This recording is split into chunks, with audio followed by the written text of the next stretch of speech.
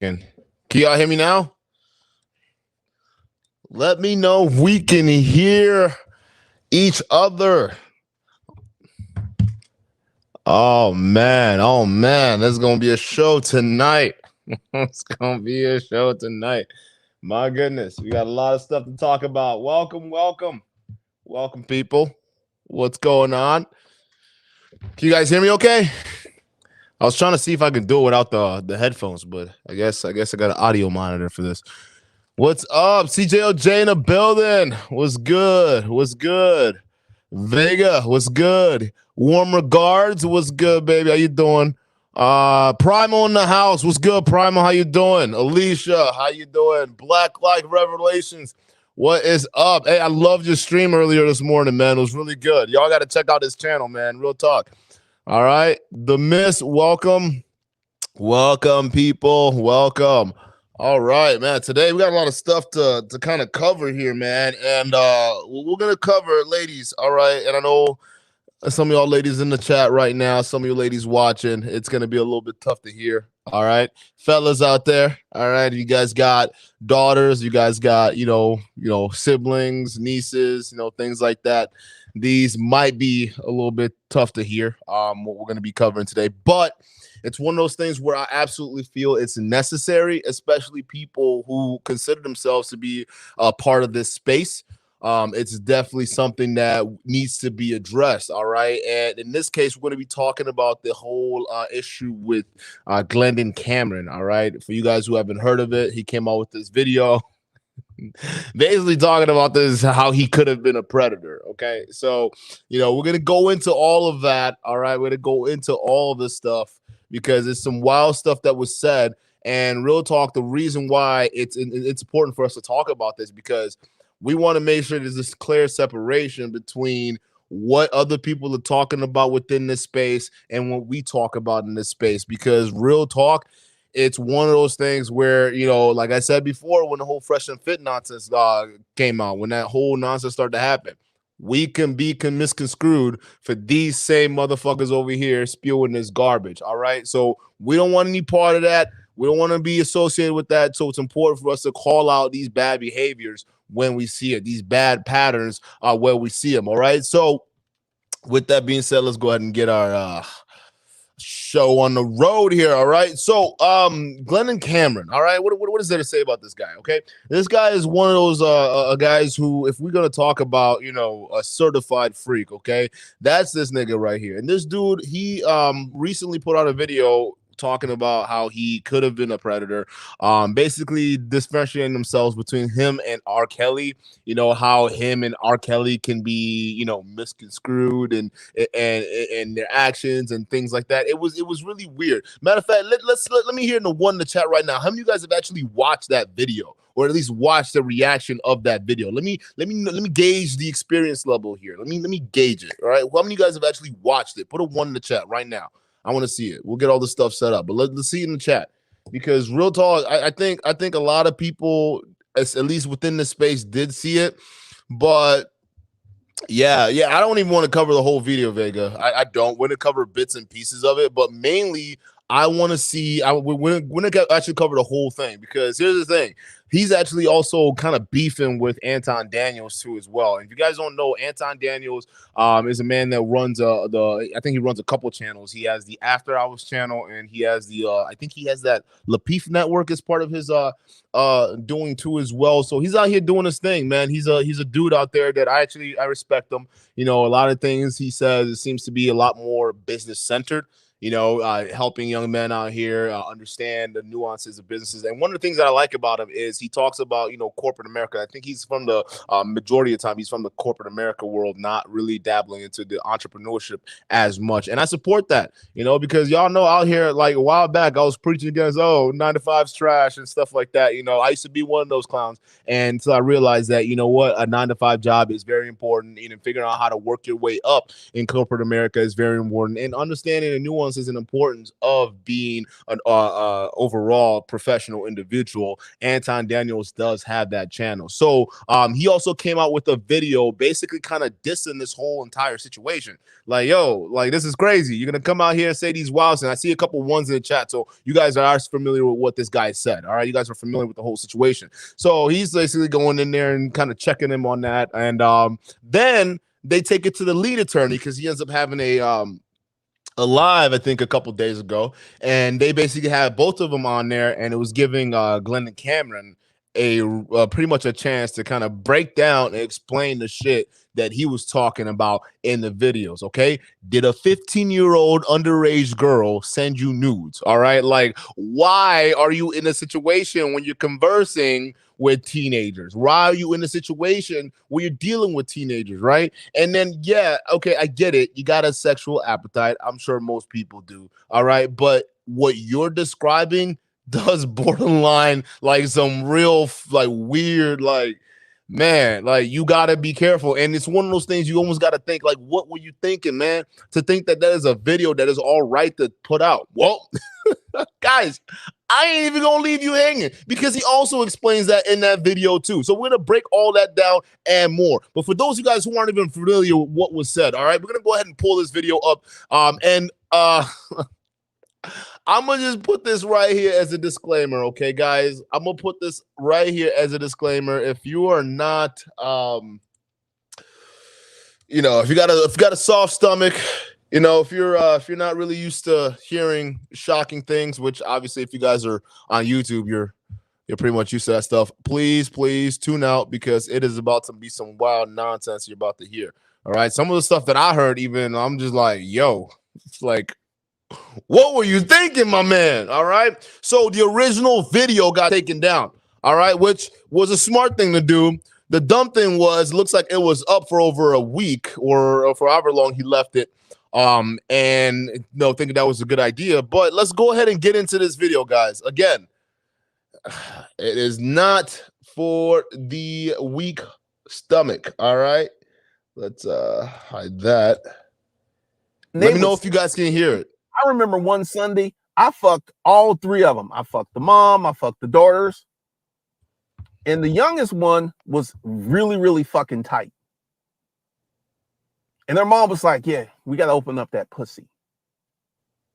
And I mean, I was just sitting there fucking her. And their mom's like, that's it. Take that dick. Take that dick. And in the beginning, both of the girls were virgins. I took their virginity. And the young one, in the beginning, it used to hurt her. And she was like, it hurts, Mom. It hurts. That's such a big dick. It hurts. And then after a few times, and I loosened up that pussy, then she started getting into it. Then she turned, to this day. Where in the fucking world do you think that saying something like this is okay? I mean, I don't give a shit what kind of audience you're trying to fucking pull here. I don't give a crap who you're trying to talk to. This kind of nonsense is not okay. Talking about a 15-year-old teenager. The other one was what, 17-year-old? And then you're even talking about how much it hurt them when you were doing this stuff. But you're here coaching men, right? You're here to help men out, right? I want to know who your audience are. I want to know who's receptive to this nonsense. Because they need to be exposed. They need to be looked at as sus. This is 15, bro. Not even legal age in most states to drive or even get a permit. This is wild, hearing this from a so-called leader in this space.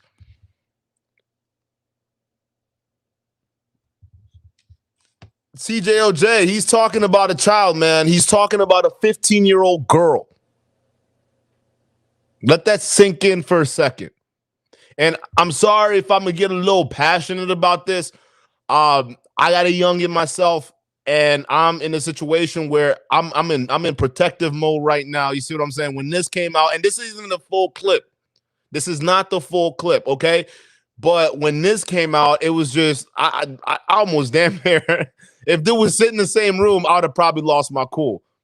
If any reasonable man was sitting in that back seat with this fool right now, would have probably told him to shut the fuck up or slap the taste out of his mouth. But I apologize if I get a little passionate, just because something like this, it hits a little closer to home. All right, because I'm assuming that these daughters that he's talking about were either from a situation where either the father wasn't involved, albeit being absentee, albeit not even being around, weak, whatever you want to call it. Or it's like most situations we see out here, single moms being in that situation, raising daughters. And we already know how that shit tends to turn out. These children brought up in single parent households or parents, households that don't have dads with or strong masculine presence, they are susceptible. Children are susceptible to predators like this guy right over here. This dude talking about a 15-year-old girl.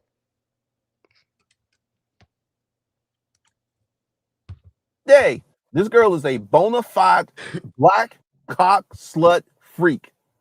Whoever she's fucking right now is very happy. Very, very happy. Look at this. Look at this. Look at this. So he's basically talking about breaking in a 15-year-old girl.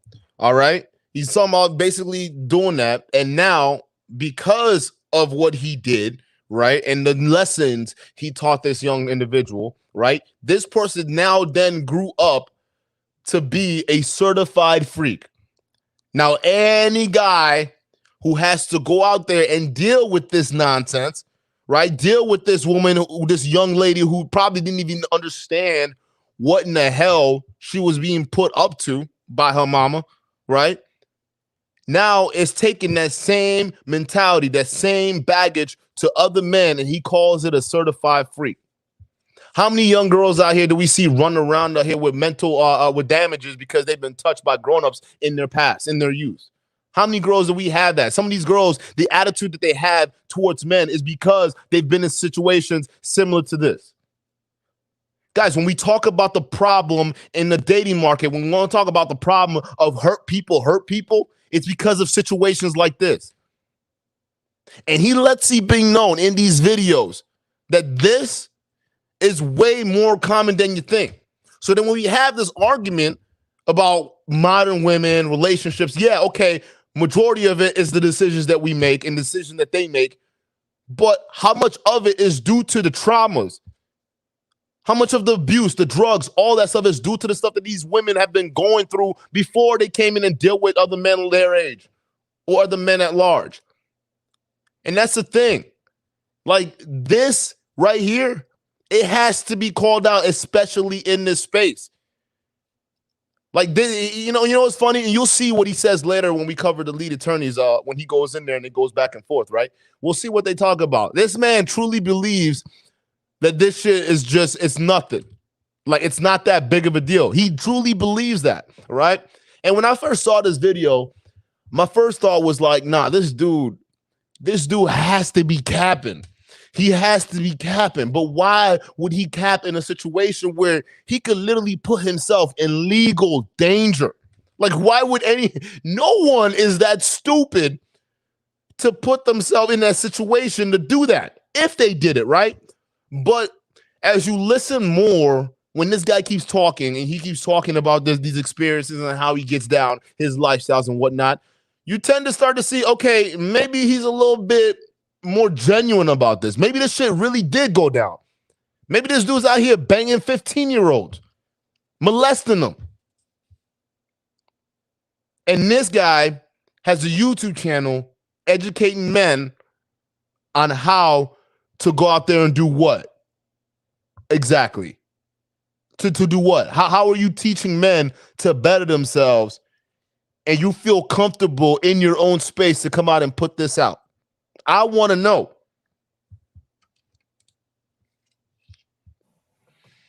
Once again, I don't believe R. Kelly's a predator.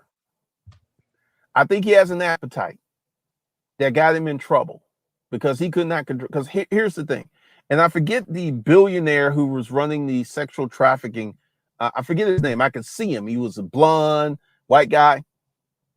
He had that same appetite. Now I fucked that young girl, 17-year-old, the mom and her daughters, and that was, you know, and there was a few more, but I did not look or hunt or subscribe to those young girls. My perfect age range was like 24 to about 34. That was where I operated quite a bit. But I'm here to tell you that, especially with the billionaire, these girls would go out and recruit girls, and they were adults. They were 100% aware of what they're doing. They were like, I am going to get this girl so she can have sex with this old billionaire. She knew there was no gun in her head, and they were stuffing her palms with cash. How is she a victim? How is he a predator? He's a predator. See, this is the cognitive dissonance that this guy fails to understand, right? And his argument, he's basically saying, look, okay, I didn't grab a gun and I didn't grab this young girl in chains, right? I didn't forcibly kidnap her to take her to this rich billionaire to basically say, have sex with me. No. No one forced her to do it. She was this 17-year-old girl of her own will, okay? Well, went into that situation fully prepared, knowing what she was doing. No one had a gun to her head. No one had a gun to her head. No one did. That's not what this means. All right. There's something called mental conditioning. When you out here introducing young kids into adult situations that they're not used to and condition them to do that's not that, and have them think that that's an okay behavior. All right. And just because they go to you, predators like you, or billionaire oligarchs that we can't see like them, doesn't mean that they weren't coerced in some way to do it, right? Because if they really understood what it is they were getting themselves into, this won't be a situation that they should have been in. And the adults around them weren't leading them on the right way to help them understand the nuances. I won't even say nuances. I would say like literally the hard line. There's a hard line. I won't even say with this situation there's a nuance. All right. You shouldn't be doing anything sexually with grown adults in their 30s as a 15-year-old. So just because they end up in the situations later, and yeah, no one's holding a gun to their head, does not mean that that wasn't something that was conditioned from their youth. This is why when we talk about child development and kids growing up and making sure that they're growing up in an environment where they are able to have the best tools to be able to flourish, this is what I'm talking about. Because if not, this guy said it himself, he doesn't go hunting, but what he doesn't understand that he does.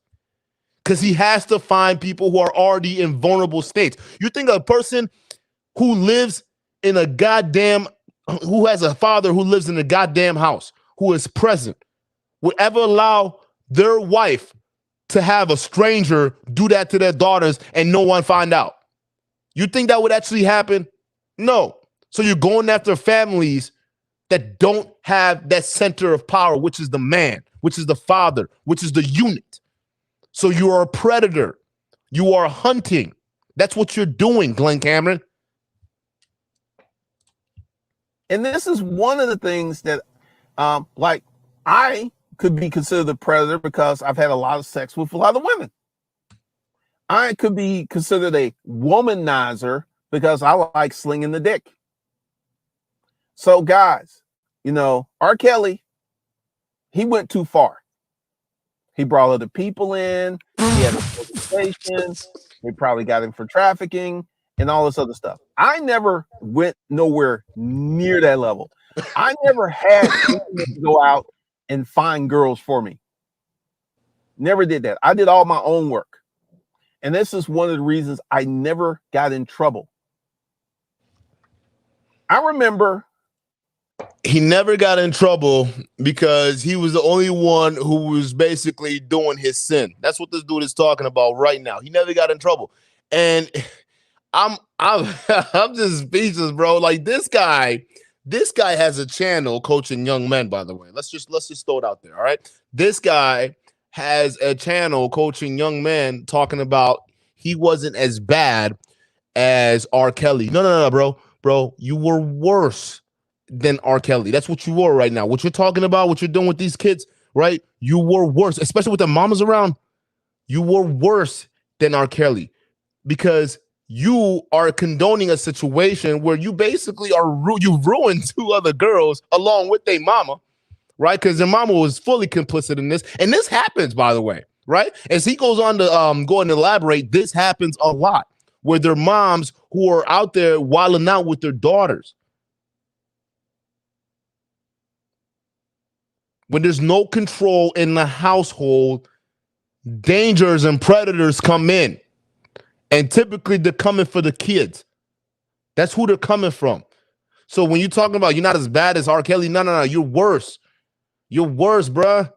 And you out here sitting here talking about just because you didn't have a team around you going out hunting all these girls and shit for you, and he did, that don't make y'all different. Y'all still banging underage kids. I'm speechless right now, bruh. Like, and he's talking about, you notice what the point he's gonna try to make, guys. And I want you guys to understand this. The point he's gonna try to make is, all right, for those of you guys who've seen the full video, the point he's gonna try to make is because R. Kelly was too big, someone had a vendetta against him, right? And someone decided that they had a problem with the way he was doing business with these women, and they decided to take him down. But because he's not as famous as R. Kelly, he's cool. He's not as bad. He's not as worse. That's the argument this man is going to try to make. And those of you guys have already seen the video, but you guys understand that's where he's going with this argument. We'll do a couple more minutes and then we'll move on to the next thing. I don't want to sit here and hear this trash. But let's go. The mother and the two daughters. And one Saturday, I go over there, and the mother and the oldest one are out, and just the young one, right? So I'm talking to her and everything, and next thing you know, I take her titties out, start sucking on her titties and stuff, and I fuck her. And this is the first time I fucked her and she came, and it blew her mind. It blew her mind. So I understand R. Kelly on a deeper level. I bet you do. And did he commit these crimes? I would say yes, he had sex with young women. I would say these young women were complicit. They were willing because he was R. Kelly. I'm here to tell you guys, it is not that hard for an older man to get a very young girl. It's not that hard at all. There are many girls out there who are looking for older men, looking, searching, hunting for older men. And they're 14, 15, 16. And they have no problem taking the dick from a 25, 35, or even 14, 15, 16. Just so we're clear, that's what this man just said. Now, I'm not saying he said that he did anything with a 14-year-old. He's just making that generalization right now. 14, 15, 16. That's his words. This dude is wilding, bro. 45. This dude's wilding right now. I can't believe this.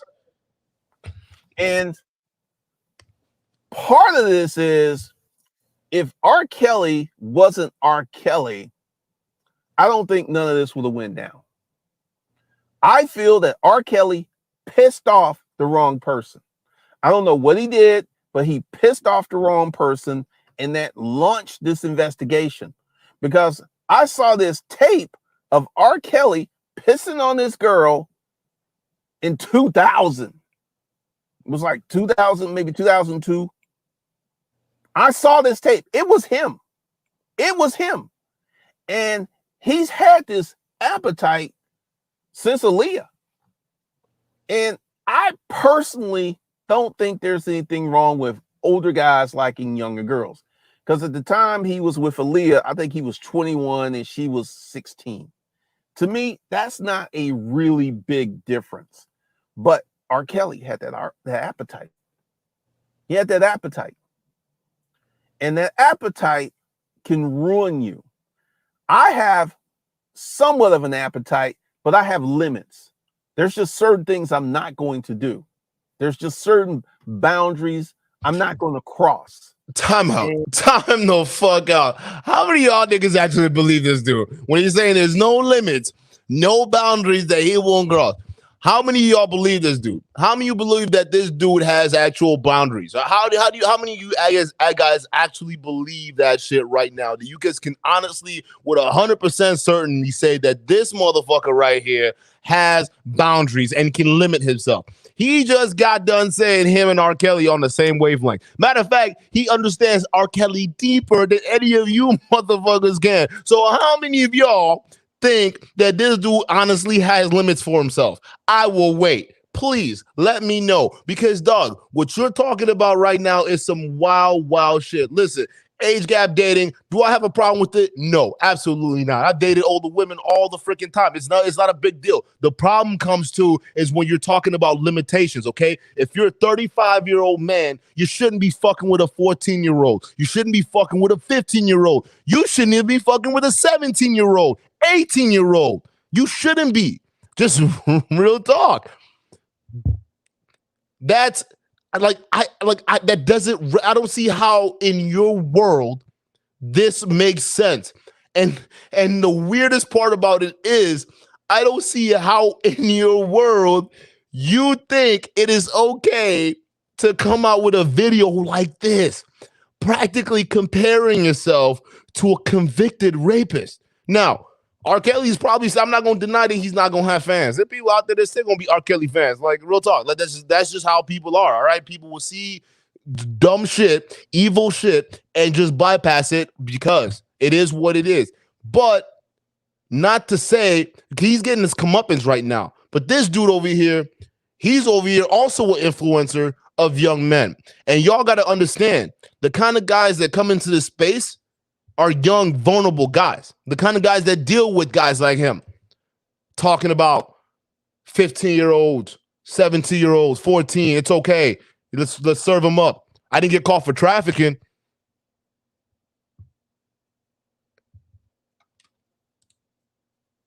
And essentially, I conducted my fuckery in the safe zone. I did stuff I knew I could get away with. I did not go out. Like, there was this one girl, and she was super cute. And then I did my research on her and saw her pictures of her with her mom and dad, which means her parents were very much involved in her life. And that right there would have been the danger zone, because this is how it happens. She comes over, we fuck, she goes home, her mom and dad press her. He's like, I fucked this old man.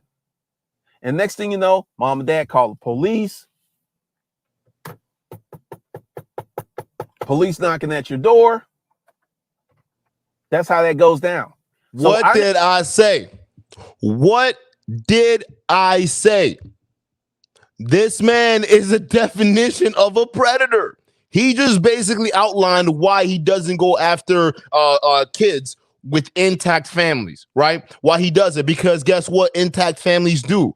They communicate with each other. And no, not only do they not communicate with each other, they also understand where something is wrong with one of their relatives. So, for instance, if my daughter comes home from school and her energy is different, you best believe I'm going to pick up on it.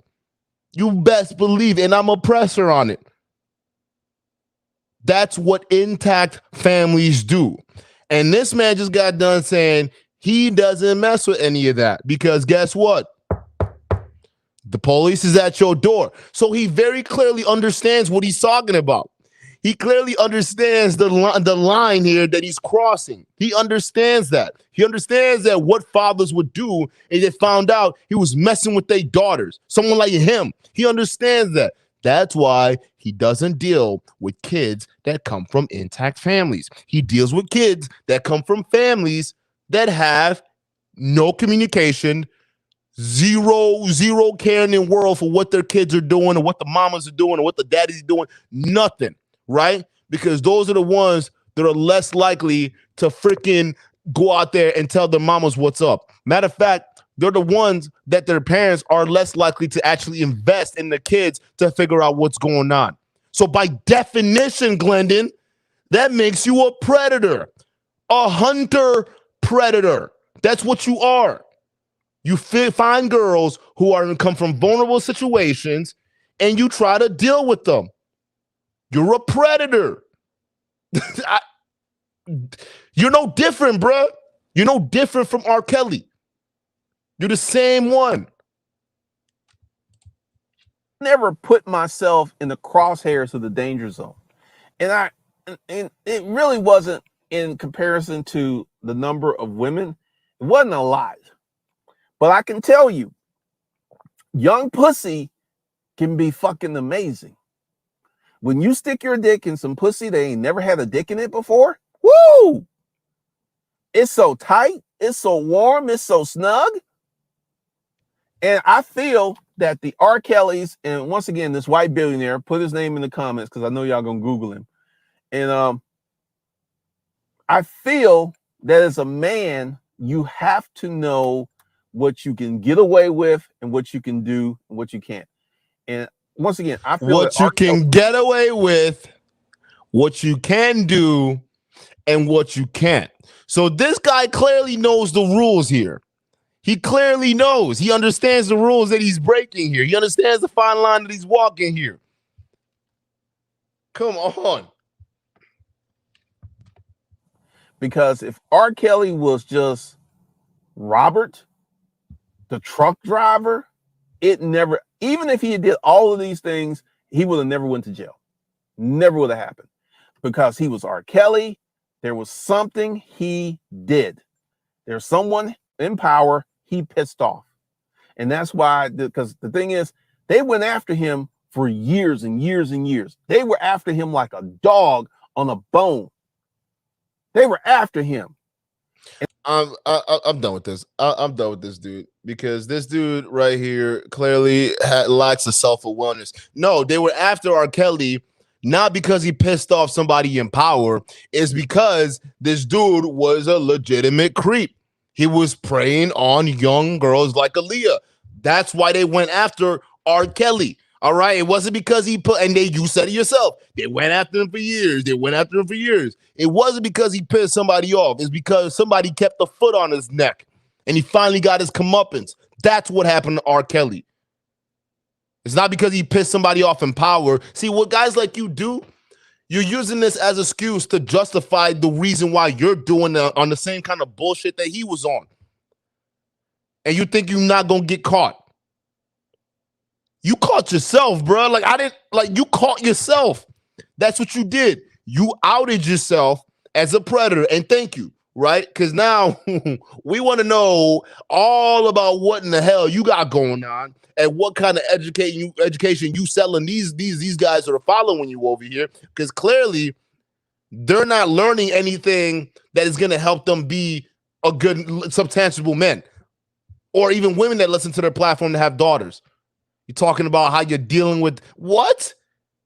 So after this, right, obviously there was this whole huge uproar that went out, right? Everybody was losing their minds, rightly so. I see some of you guys in the chat right now. Y'all can't believe this shit's real. I'm like, yo, I believe we're in the Matrix right now. Because, like, none of this shit makes any sense. Like, listen, this damn near might just be a simulation, bro. Like, just be honestly, guys, I think we're in a simulation because this doesn't make any sense why somebody would think that this is a good thing to put out there. You see some of the reactions we're seeing in the chat right now, right? So you get to think, why would someone like Glendon Cameron be so brazen to put this stuff out, right? And thinking that he's not going to get away with it, thinking that everyone's going to be hunky-dory, right? Do you think that the guys in this space, at least the content creating this space, everyone's going to be hunky-dory, right? Well, you guess wrong. And one of the people that actually came out and really called them out on this bullshit, and there were a few, all right? There were a few people that actually came out and called them out,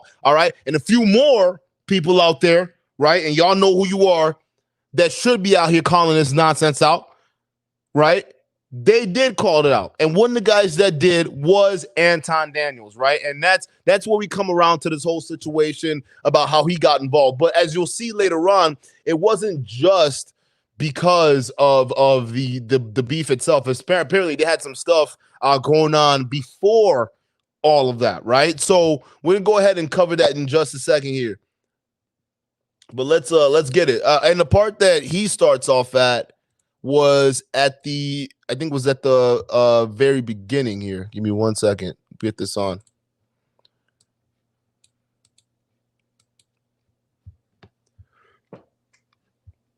All right, so Anton did a coverage on this. And this, let's go ahead. I could have been a predator. And I am a little sympathetic to R. Kelly.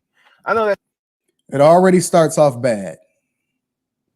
He's warning you right now. He's saying he could have been a predator and he's sympathetic towards R. Kelly. Sounds really, really crazy, but hear me out. I guess I need to start with what I've done. When I was doing my Craigslist protocols, hot and heavy. So he used to do these Craigslist ads, and he used to do it for a lot of different businesses. And he talks about on his channel how he's run Craigslist ads for being able to do certain businesses. But apparently he was running Craigslist hot and heavy ads for other things also.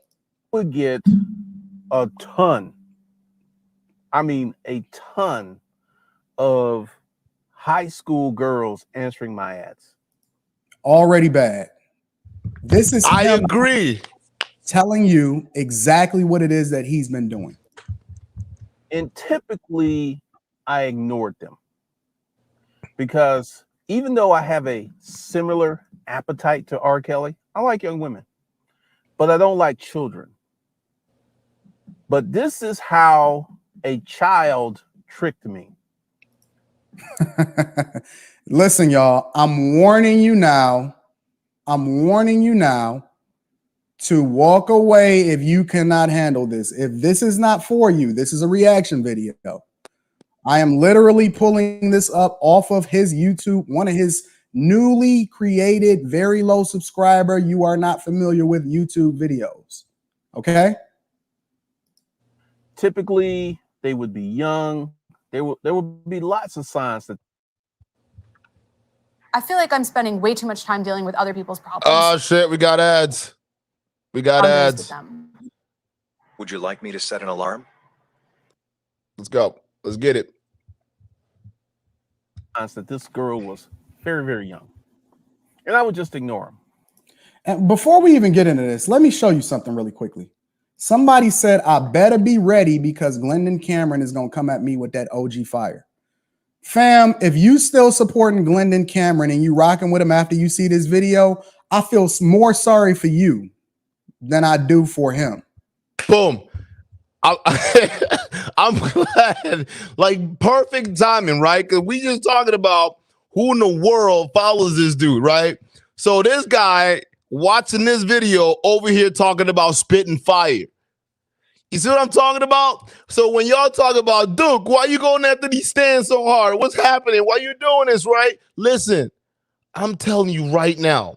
I am telling you right now, these stands are a serious thing. That's why it's important that the messaging is right. Because a lot of these guys, just like we talk about girls out here looking for daddies and whatnot, guys out here are looking for father figures. They're looking for daddies. Unfortunately, they're looking at guys like him. They're looking for daddies and predators right now. That's what they're doing. So someone out here is basically over here, this dude spitting fire. Nah, bruh. Somebody need to light a fire up under his ass. That's what somebody needs to do. Then this one girl, she answered that. We started to talk, and she was an exceptionally mature 17-year-old. Let me say this again. This chick was 17. Her conversation was different. She actually was a hair. Let's be clear. 17-year-old is a child. A high school 17-year-old is a child. That is somebody's daughter. And she answered my ad. I agree. I 100% agree. That is a child, bruh. Like, what are you talking about? You're still under your mom's roof. And here's the thing: when guys like this talk about, oh, this person is so mature for their age. If you talking about that situation, all right, what the fuck you gonna know when you're 17 years old? You haven't experienced shit at 17 years old. You still literally been coddled in your own house for 17 years. You got 1 more years to go before you get to go see the world. And even then, that's still sheltered. What the hell do you know at 17? Nothing. So when he's talking about maturity, he's talking about physical development that she has. He wasn't paying attention to what she was saying, because what she was saying probably didn't matter, but she was mature. Sick. And I fucked her. And oh my God, she had these amazingly firm double D titties. Is this not the craziest thing that we are already starting off seeing? This video is going to get way worse than this, ladies and gentlemen. Way worse than this, ladies and gentlemen. Stick around. That should have been my clue, because when she would lay on her back, they would stand up, and they were not fake titties. That should have been my clue. But, you know, I was caught up in the delicious pussy, and she did everything I wanted her to do. Then one of the things that I would do is I would do social media search on all my chicks, just out of curiosity. So now he's doing research on her after he's already done her. Let's continue. So this is an internet millionaire that's teaching y'all the game. This is why you cannot do business with everybody. I keep telling y'all. Y'all sitting here getting mad at me. I'm telling y'all the real. You cannot do business with everybody. Character matters just as much as whether or not you get into the bag. I'm like doing my social media search, and I find her Facebook page, and I see her with her high school friends. And I'm like, oh shit. So I call her up and I ask her, because, you know, she told me she was 21. That's what she told me. And I was like, serious question. And at this time, I had fucked this chick 10, 15 times. And you cannot unfuck a chick. You can't. Don't worry. Don't worry. It gets worse. He's going to justify the mindset behind rocking with R. Kelly. We cooking with fish grease today. If you have not shared this video, if you're not a part of it, you need y'all to sign up ASAP, because there's more to come. I promise you there's more to come. Fuck her. And I was like, I need you to tell me something. How old are you? And then she got very silent, and she said, I'll be 18 in 4 months. Then she also said the age of consent in Georgia is 16, so you're good. And I'm like, so she comes over and we have this conversation, because she was everything that I liked. I like women who 5'3", she was 5'2".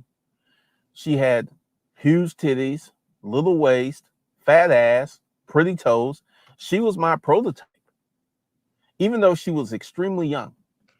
And you know what I kept doing? I kept fucking her. Yo, that is balls right there. That is balls to sit here on camera and post this on YouTube and say that I kept doing it. I said the same thing, bro. I don't know. I said the same thing. Times. It don't make no sense. The crime was done. So I just kept fucking her from she was 17 to 22. And R. Kelly and I are similar, but we're very different, because I have safeguards. I know when I'm getting out of control. And I kind of ran analysis on this. I would just pause it right here. You know when you're getting out of control, you're sitting in a car talking about what you're doing with underage girls. You know what safeguards, nigga. This is the opposite of what safeguarding is. What you're doing right here This video, this is you putting yourself willingly in the spotlight of danger. That's what you're doing. You have basically exposed yourself to what you are and what you do to basically everyone out here. And the sad thing is, guys like these still have people following them.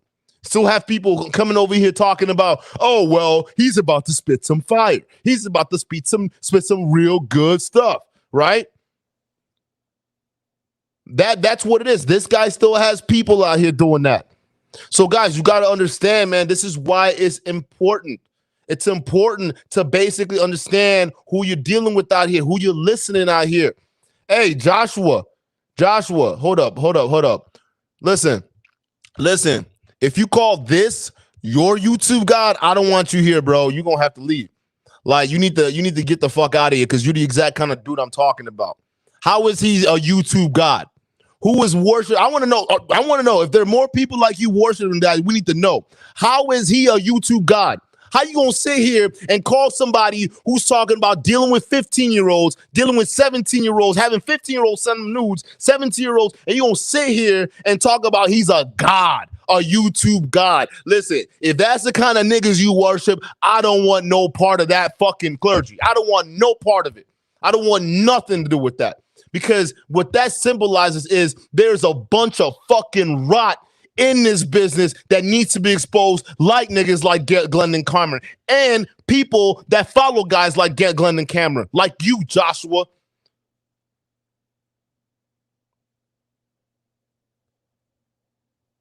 That's crazy, bruh. There's no God in this.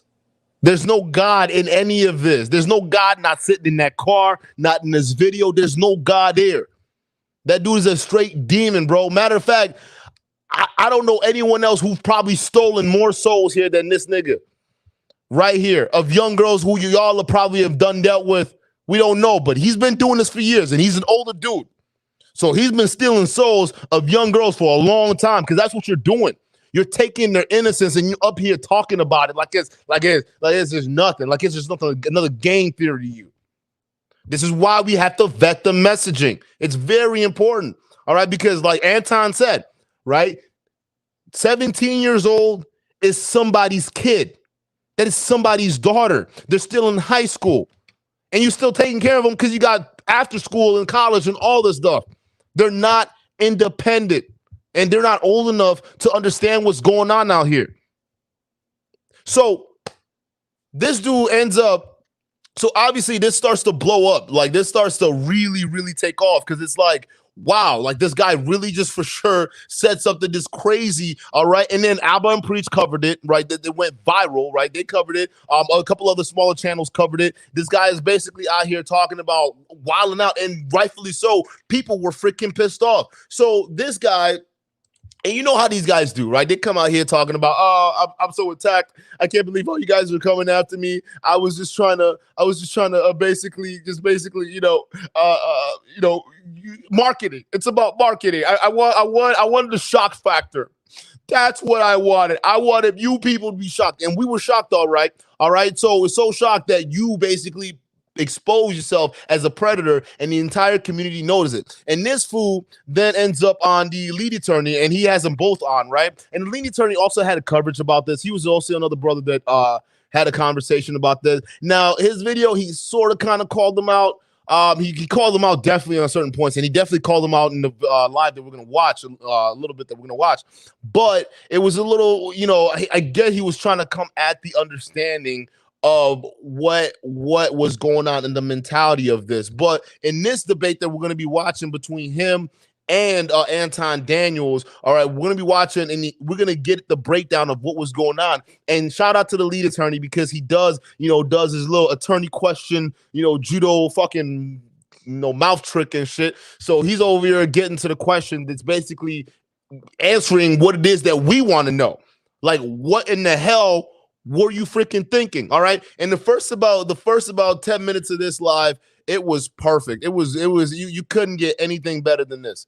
All right. So we're gonna go ahead and put this on, and we're gonna go ahead and react to this real quick to see kind of what happened and kind of where we are, and to clear up a lot of misunderstandings.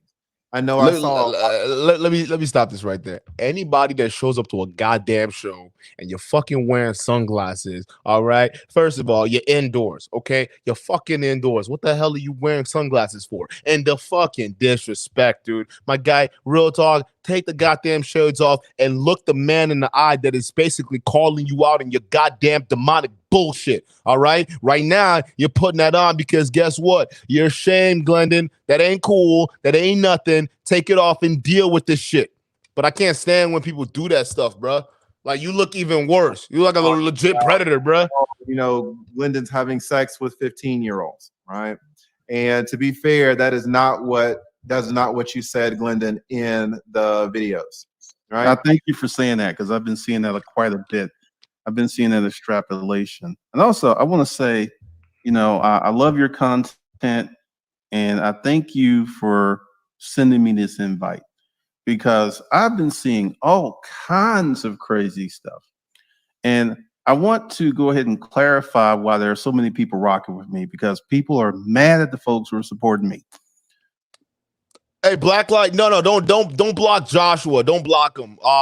I don't listen. Look, we're not gonna block him just over that comment. He's not being disrespectful. It's just one of those things where it's like, yo, man, listen. I don't know what you're thinking. This guy's not a god. He shouldn't be anybody's god out here. Let's not block him. Only the trolls that are being disrespectful. That's who we block out here. So you know, it's one of those things where it's like, you know, and I apologize for if I got a little too heated about that comment. But it's one of those things where you see these stands out here, bro. You know, you got to be. It's very important to understand, like, people when they start getting spoon-fed bullshit. All right, when they get spoon-fed bullshit, this is the kind of crap that they would take and deal with people out in the real world. This is why we have major problems. So when people out here talking about freaking gods of YouTubes and whatnot, I have to put my foot down and say that's not happening over here. But don't block them. CJOJ. Oh, my apologies. I apologize if I misunderstood you, Joshua. All right, but don't sit here calling guys like this dude over here gods, because if that's not what you meant, then we're cool. Then we're all right. We don't need to. We don't need to say I don't know anything when else. you joined YouTube, but years ago, I had 3 male channels called Disruptive Male, where I was talking about male content and these type of explicit stuff, and a lot of people loved them. And then, you know, I got a little carried away, and I was like, you know what? I'm not actually giving the guys the stuff that they need. So I deleted the channels. So there are people who are very familiar with me in the manosphere, and this is why Alan Roger Curry, this is why Edward Anderson, this is why people are rocking with me, because I put this content Look at Anton. You see him shaking his head? Look at Anton shaking his head. All right. This man, what he just said is the reason why he deleted those other channels and started the smaller channel, which Anton and we all pulled that video clip off of, was because he wasn't giving enough to the young men. Who he felt like they were getting enough out of his original content. So you're fixed to this, was to then talk about how you were a fucking super predator to young girls in your past, and you think that's the better content for your kids? I'm speechless, dog. And you see him, he's shaking his head. He's like, don't you bring Alan Roger Curry into this. Don't you bring any of these YouTubers into your mess, bruh. Don't do that. Just because they were rocking with you when you had the old shit, don't mean they rocking with you when you got this new stuff over here. Don't bring that shit over here. Hey, keep Alan Roger Curry's name out your goddamn mouth. Keep all these other guys' name out the goddamn mouth. It was you in that car, and only you saying all that bullshit. And now you got to sit up here and answer for it. But you already bullshitting. Talk about giving the men what it is that they needed. This shit, real talk. Come on now. Come on. I can't. This never was part of it. This was a part of a strategy, which many people will disagree with me. I think is working very fine to launch the new male channel, The Lost Kings, because I want to separate myself from other male content creators. And right, you know, let me, not to interrupt you, but so you're saying that the video that you put out first when you were in your car, that was part of a strategy to launch your channel? Yes, it's a month old. Okay. And part of this is like, one of the big things is with YouTube, shock and awe works. No. Let's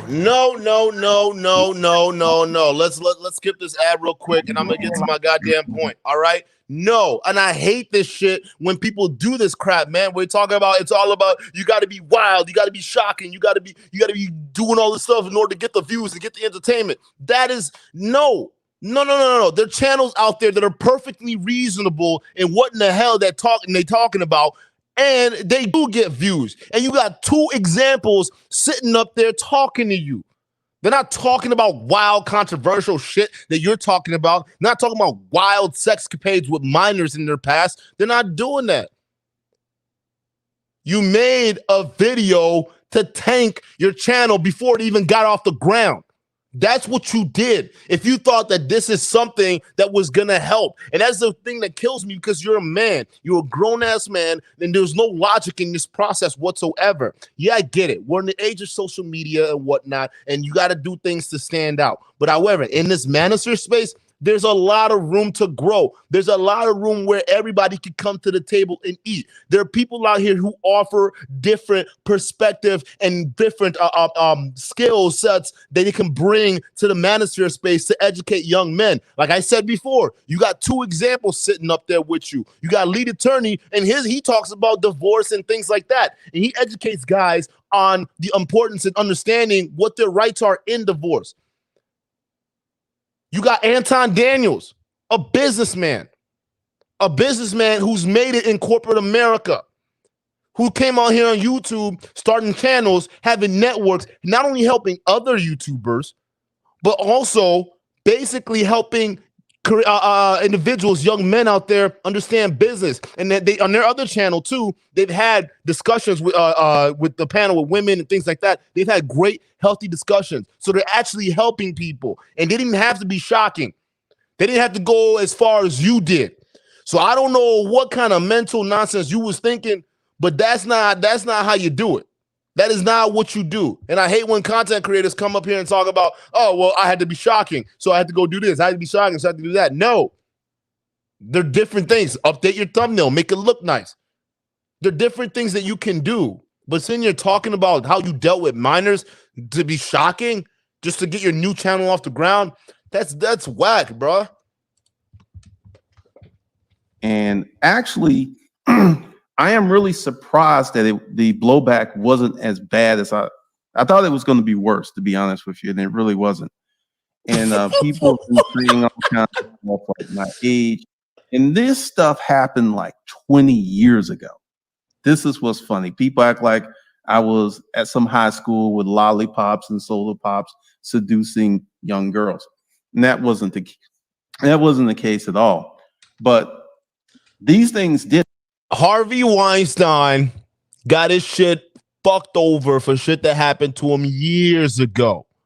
So the cognitive dissonance is ridiculous, bruh. There are people who are in powerful positions who are getting caught up on charges for shit that they've done years ago. What makes you any different? Like, I'm not understanding what is happening here. Am I crazy? Like, what makes you any different? Just because it happened in the past doesn't mean shit. And no, we saw your video just well. No one's saying you were out here now going around talking to kids in high schools and stuff like that. That's not what anyone is saying. We're talking about the shit you were talking about in your own video with your own mouth of what you did. And during those times, by the way, you were in your mid-30s, so everyone's clear, right? You were in your mid-30s when you were doing it. So it's still freaking gross during that time, and it's even weirder now and gross now today. And today could be the worst possible time this shit could ever come out. The worst possible time for your ass. And you're saying, you notice how he said, oh, it didn't do as bad as I thought it was going to be. It wasn't as worse. I thought it was good. I thought the backlash was going to be way worse than this. Nigga, you haven't seen hell yet. You have not seen hell yet. Nigga, the foot is going to be on your goddamn neck, Glendon. You and all these other weirdos out here, it's going to be on your necks. You think this is going to go away? Oh, hell no. It happened, but the ages, because like, I don't know if you got that thing I sent you earlier. I don't know if you had a chance to look at it because I don't know if you were in your show, but I used to do something called Craigslist protocols, and I'll explain now all that. I used to have a business called the Upscale Garage Sale, and I used to use Craigslist for advertising. And I noticed I would have NBA players. I had really hot chicks coming in from my Craigslist ads.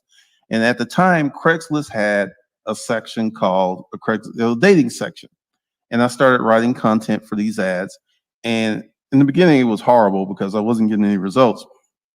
But I stuck with it, and I stuck with it, and I stuck with it, and I kind of tapped into something.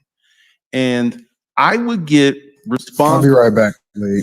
From, I'm sorry. Go ahead, keep going. I'll be right back. I would get responses from high school girls every day.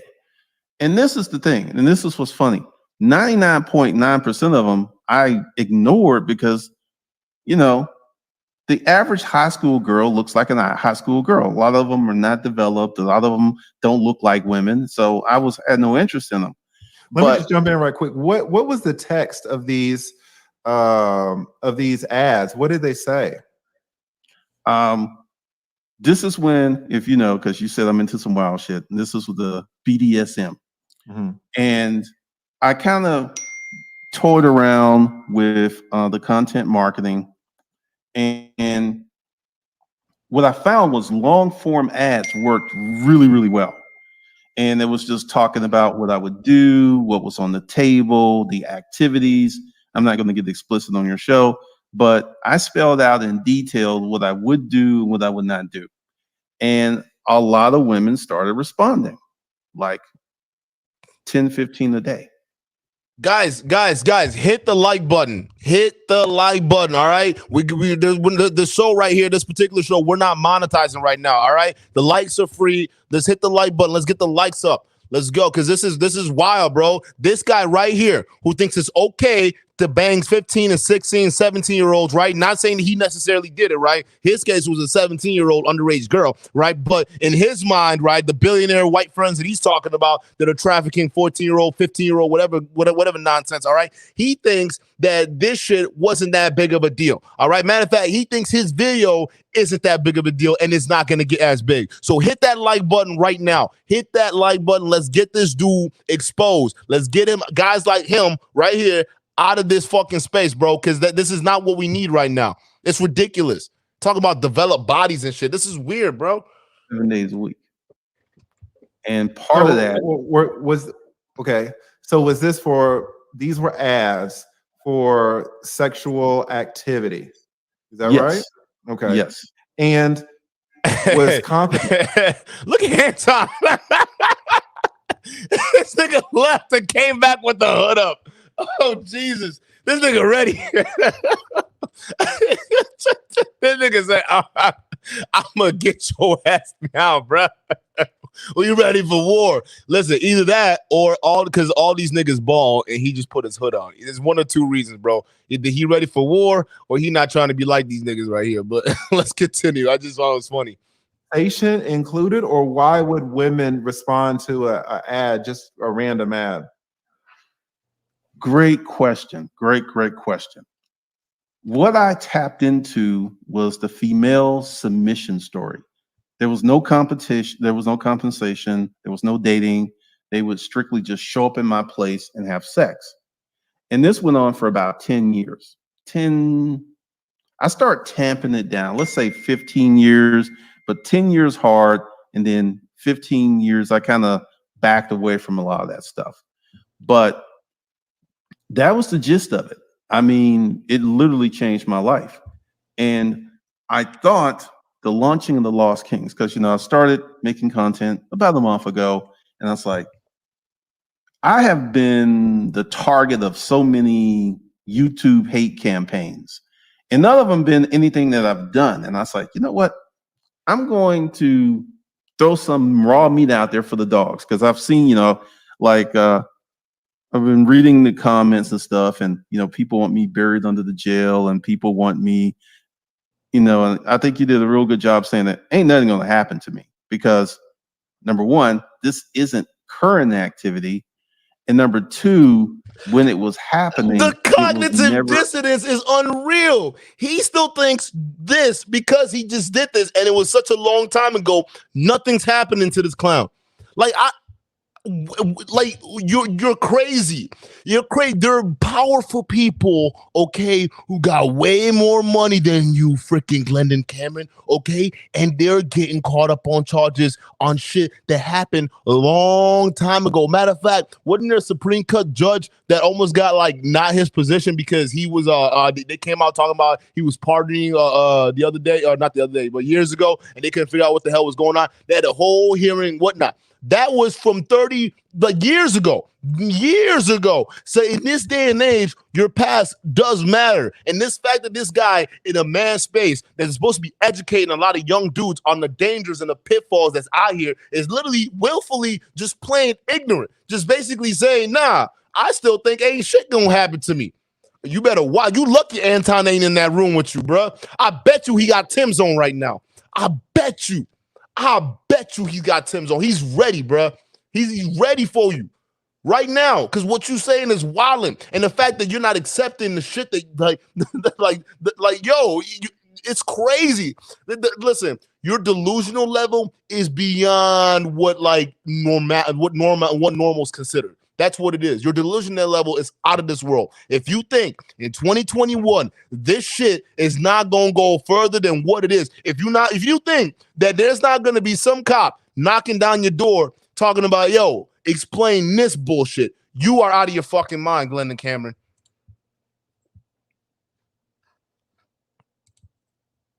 Illegal. I never had sex with a 15-year-old girl. I never even had sex with a 16-year-old girl. But part of the thing is, I know y'all may disagree with me, but I feel that the social media experiment worked really well. And because I'm getting more and more subscribers, I'm having all kind of content creators making crazy videos. Some people can't even pronounce my name. It's wild. And I feel that this is probably going to die down because I was thinking this is going to go on to the end of October, but I don't think it's going to go on that long. I don't really think it's going to go on that long. This nigga is wild. This nigga is wild, bro. Hold on. Let's get these ads out of the way. He just said. Let's just let that be clear right now.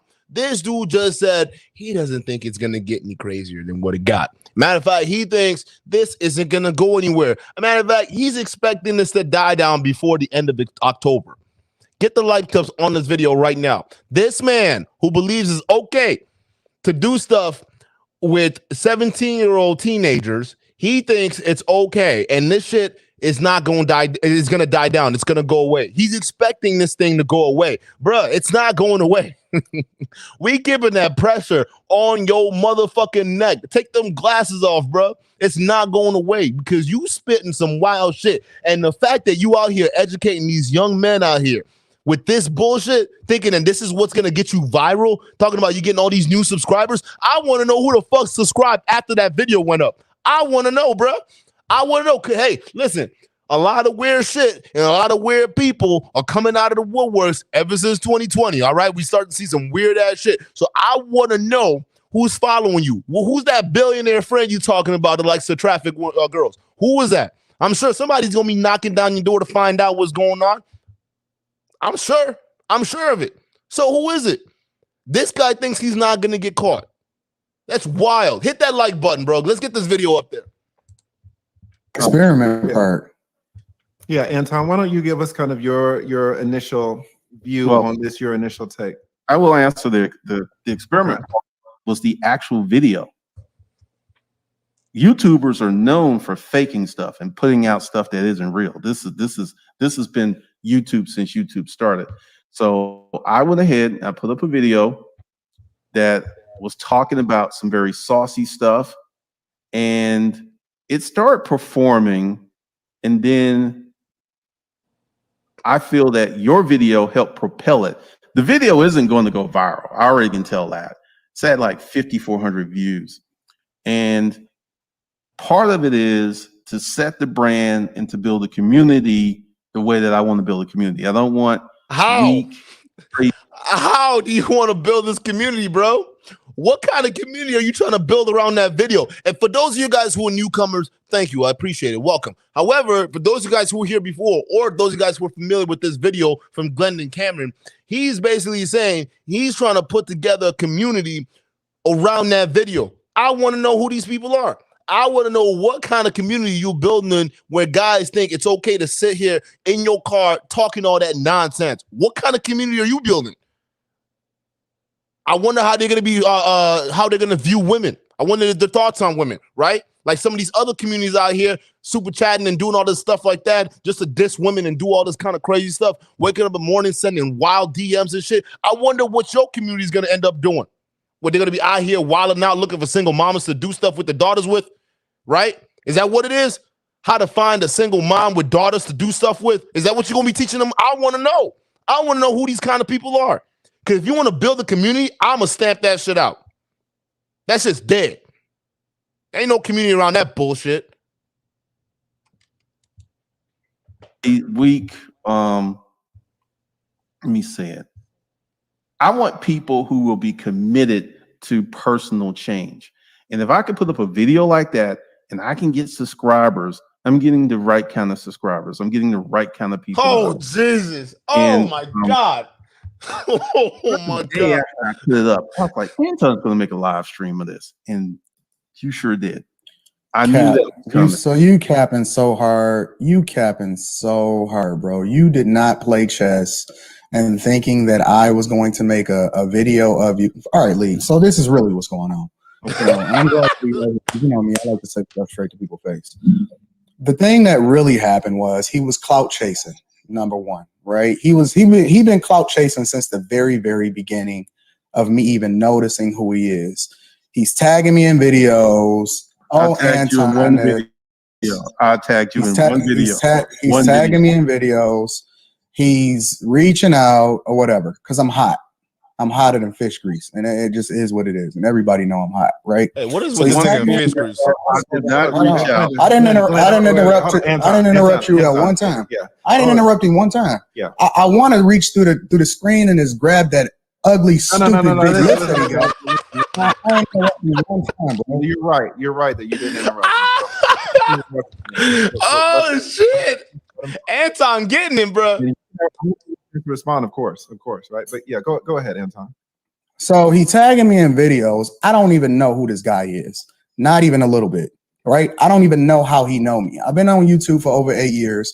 Apparently, he's been on for even longer. Cool, whatever. He in his section, I'm in my section, right?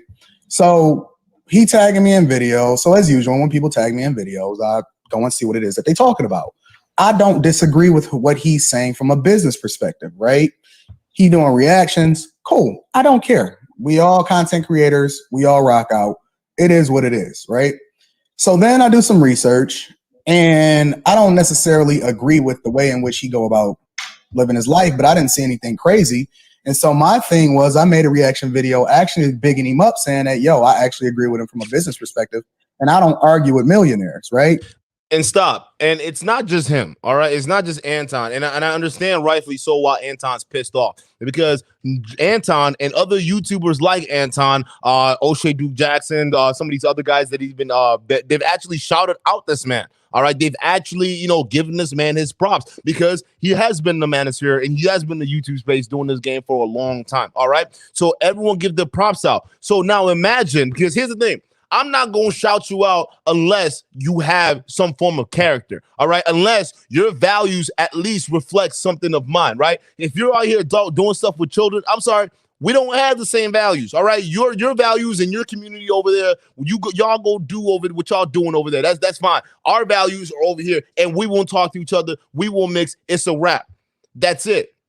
But if you want to talk about things that are similar in values, yeah. Now imagine you go out, you get this dude a shout out on your channel, right? On your platform that you've been building like Anton has for over 8 years. And come to find out, this dude puts out a video, not only destroying the other 2 channels that he had that were actually helping men that got the shout outs from these guys in the first place. Tank that just to go ahead and make a video that talks about doing stuff for teenagers. How do you think that's going to make y'all look like business owners? That's like you giving your brand out like Coca-Cola repping fucking some of these that's like him getting a sponsorship from Coca-Cola. Like, that's dumb. That doesn't make any sense. They will never sponsor a dude after that video. Or if they did do it, guess what they're doing? They're rescinding their sponsorship, right? Because that's something they don't want to be a part of. So you got to imagine how these guys feel when they're out here giving this dude his endorsements, giving this dude his props, and then he's over here putting a video out, and to make it all worse, he's so nonchalant and arrogant about the entire situation. Talking about, you're not going to get caught. This video is not going to get viral. Nothing's going to happen to me. Let's just face it. You're wilding. You're wilding right now. And it's behaviors like you and some of the other guys in this space right now are the fucking problem, because you're educating all these vulnerable boys out here. And he's proud about the subscribers he's gained off of that video, y'all. Y'all heard it with your own mouth. This dude is happy about it. He's saying it's a YouTube game, and the plenty of subscribers that I got, the plenty of likes that I got off that video, it worked. In the end, this worked. And he's over here trying to pretend to play chess, talk about, well, I made the video and I just knew Anton was going to cover it. Yep, I know that nigga always going to cover it. Like, you acting like this dude's always chasing you. Like, he's always while watching your videos and stuff. That's what you acting like. Act like you played chess, trying to play this all off. Nah, bruh, this video got viral. He covered it because he felt a certain way about it. That's why he said he want to reach across the screen and choke your ass. Because you talking wild right now, bruh. He's a millionaire. I take his word for it, whatever. And I didn't do extensive research, but clearly he knows business, right? I'm objective in that. I'm able to separate the person from the content. You know what I'm saying? The sin from the sinner, whatever, figuratively speaking. So I'm like, okay, cool. He dope. You know what I'm saying? He knows what he's talking about from a business perspective. I actually align with some of the things that he's saying. It is what it is, right? And I said, okay, so I'm going to reach out to this guy because he had actually did some more reaction, or he mentioned me in some other stuff. He replied to the video where I got my corporate executive position and all of that other type of stuff, right? And so I said, okay, well, I'm going to reach out to him. But something just kept coming up every single time I went to go reach out to him. So, and this is the God's honest truth. So I'm praying, 2 days ago, something like that. I get up, I tell people what my routine is. I get up, I pray, meditate, talk to God, whatever, so on and so forth. And I go to reach out to him, and I look in my inbox, and I see a thing with a message that says Glendon Cameron at the top of it. And so I'm like, this must be a representative of his or whatever, but I was just going to reach out to him this morning. And so they sent me the video, and so I could go and check out the video, and I see it.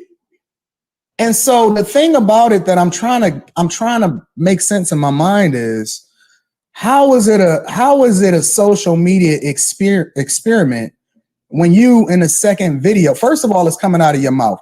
One of the things that he said in his reaction video is, if I was Anton, or what Anton should have did was reach out to me and say, is it true? It's coming out of your mouth.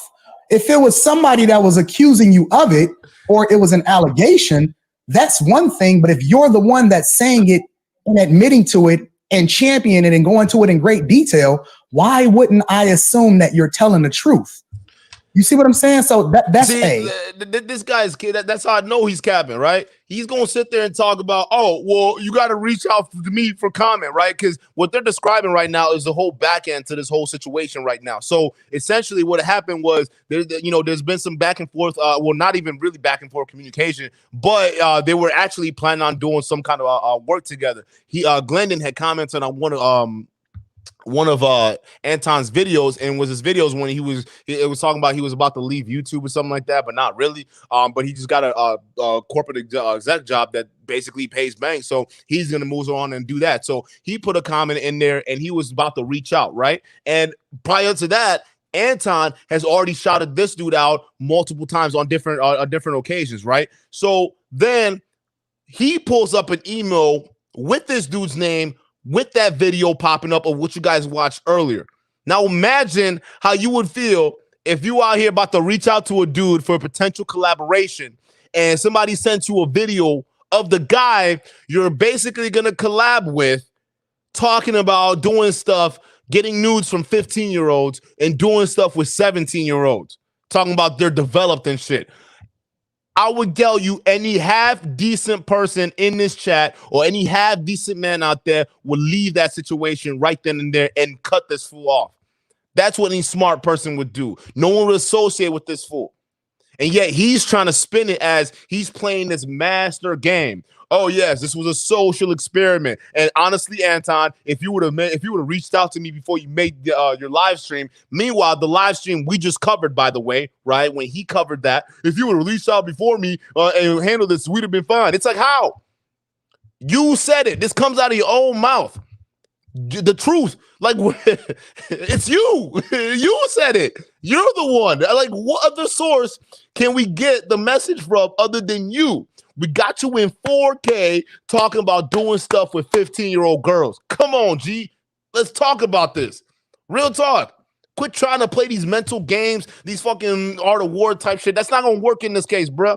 You just expose yourself as a predator. It is what it is.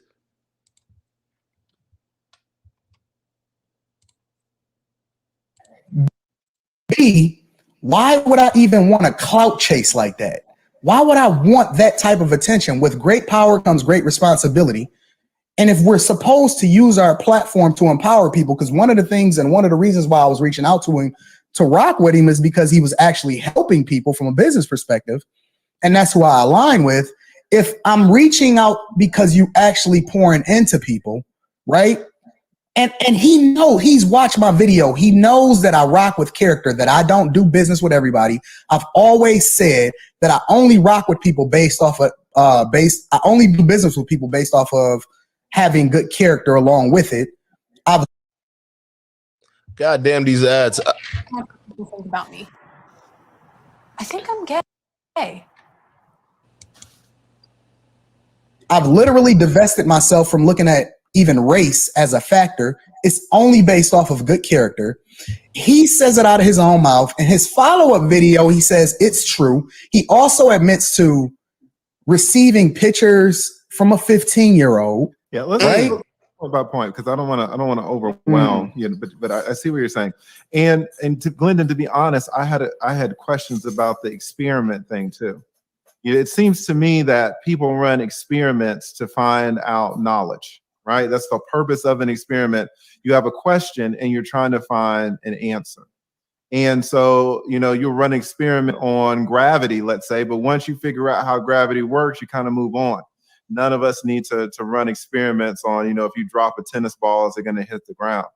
And so what was weird to me is that you were saying, on the one hand, that you were running experiments to kind of see what would happen.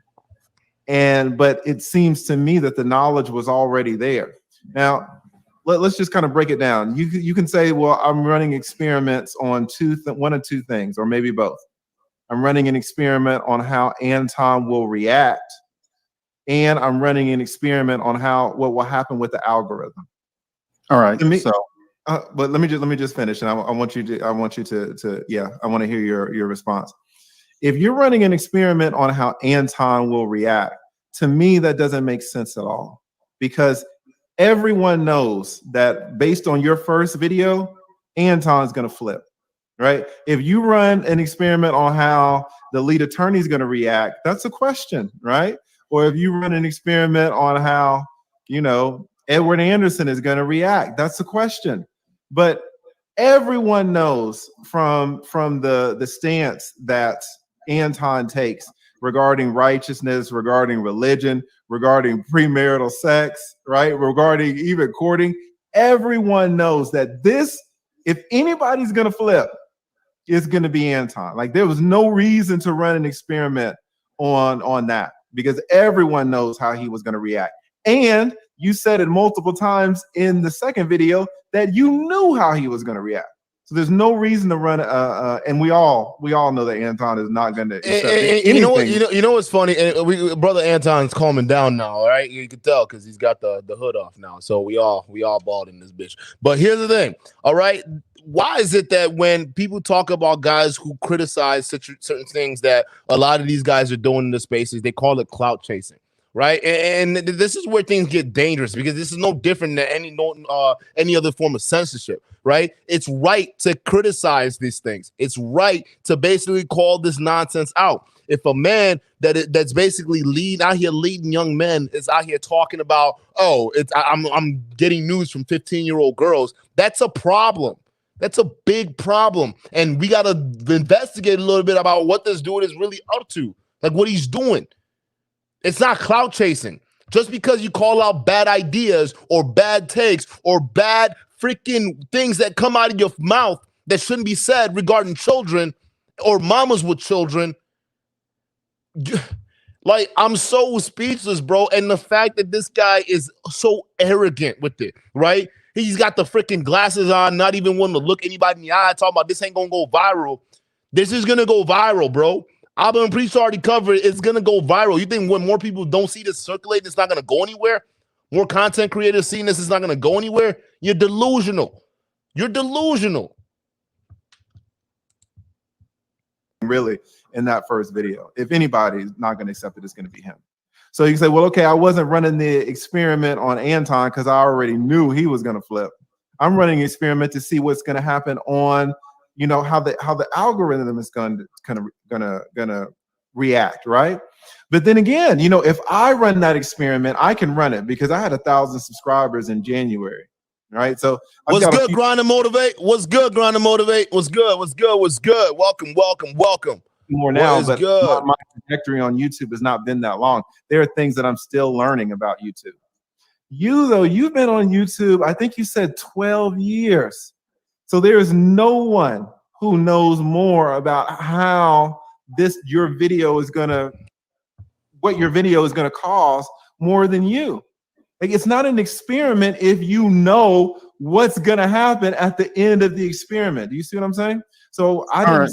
Yeah, go ahead. Right. I just didn't see Okay, no, I understand. First of all, I did not run an experiment on Anton.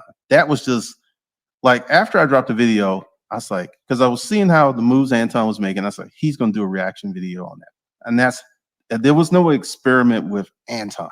Okay, you know, that was just part of the mix. And actually, Anton's video elevated that video. And also, this whole thing is like, but you also just said that part of the reason why your video earlier, you said earlier, right? Part of the reason why his video got the attention that it got was because of him, right? The negative attention and whatnot, because Anton ended up elevating on his channel. It's like, no. That's not even what the lead attorney is trying to say, all right? People are gonna see this crap and see the nonsense and the disgusting crap that you're talking about, and people are gonna have not even mixed feelings about it. They're gonna have horrible feelings about this, and they're gonna come in and they're gonna have reaction videos to what it is that you're talking about. That's what's gonna happen. Like this one. This is a reaction live stream to the fuckery that you was talking about. That's what it is, because there are actually people out here, Glendon Cameron. All right, there are people out here who actually despise behavior like this. There are actually people out here who go out trying to freaking stop predators like you. You understand that? There are people out here in jail that know how to handle motherfuckers like you that touch children. All right, so I don't know what you're talking about, but it all started with you in that goddamn car. So you trying to spin this like you're playing some kind of three-dimensional chess. That's not going to work for anybody, because that was you clearly in that car talking about your past. There was no three-dimensional game whatsoever. If you wanted to play a chess match, why didn't you go ahead and do the collab with these two guys without that video? And you would have grown your channel that way, I'm sure.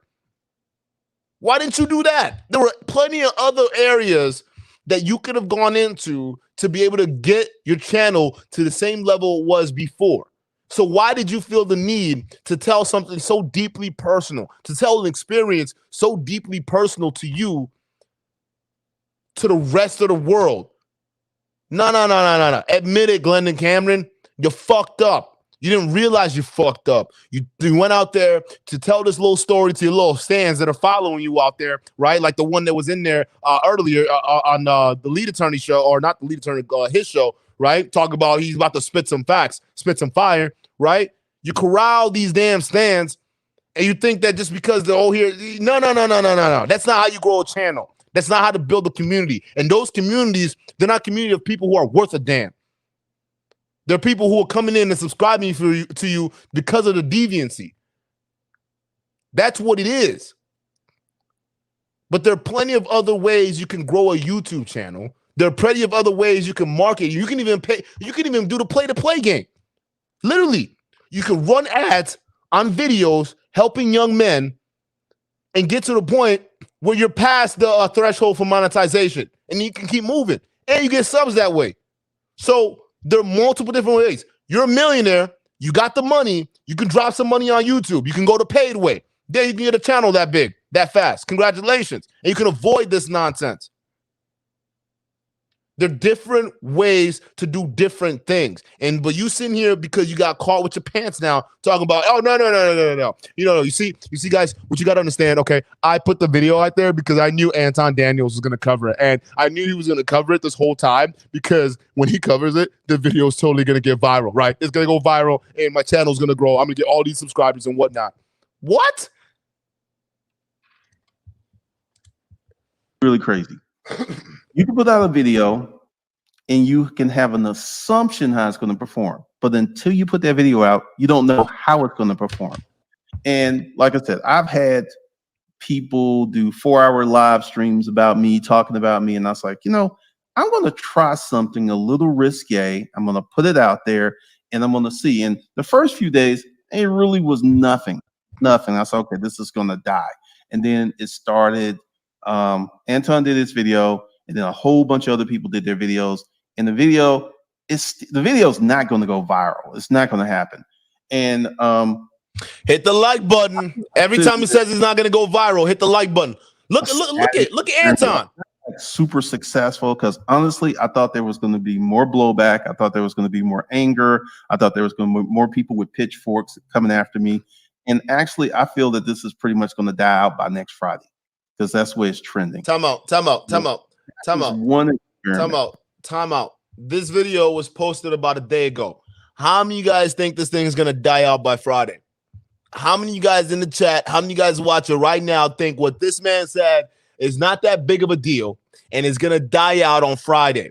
Let us know. Because he thinks it's not that big of a deal. All right. A guy basically admitting the fact that he's a predator. All right.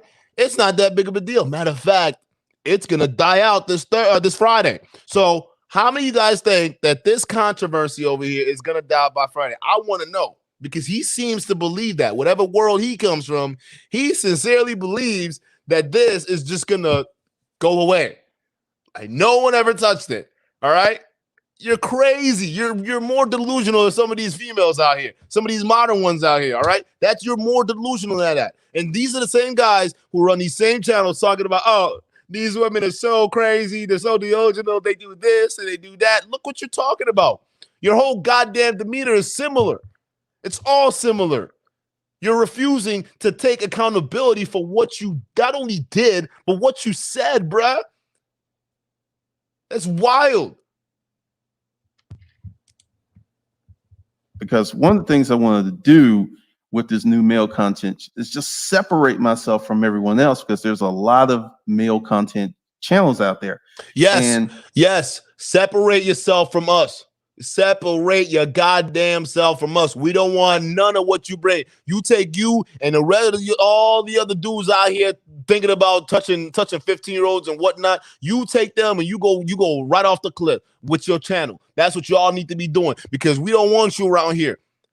That's crazy. I learned my lesson. Let me just not to interrupt you, but just to be clear, you're saying that you didn't know what would happen if you released a video as sensational as the video that you released. You've been on YouTube 12 years, but you're saying you didn't know what would happen, or you didn't know if you would get more views? Yeah, because like I said, I put out videos that shocked me that did 100,000 views. And once again, like I said, my hopes was it would be more inflammatory, and it wasn't. So that's what I mean. I was hoping that I know it would be, once again, I'm not surprised by the blowback. I'm not surprised by the responses, but I felt that there would be even bigger blowback. I felt there would be even a larger response, and that didn't happen. You had a channel with over 1 million subscribers covering this video, basically saying you are a predator. And you're talking about, I want to know where this planet this dude's from.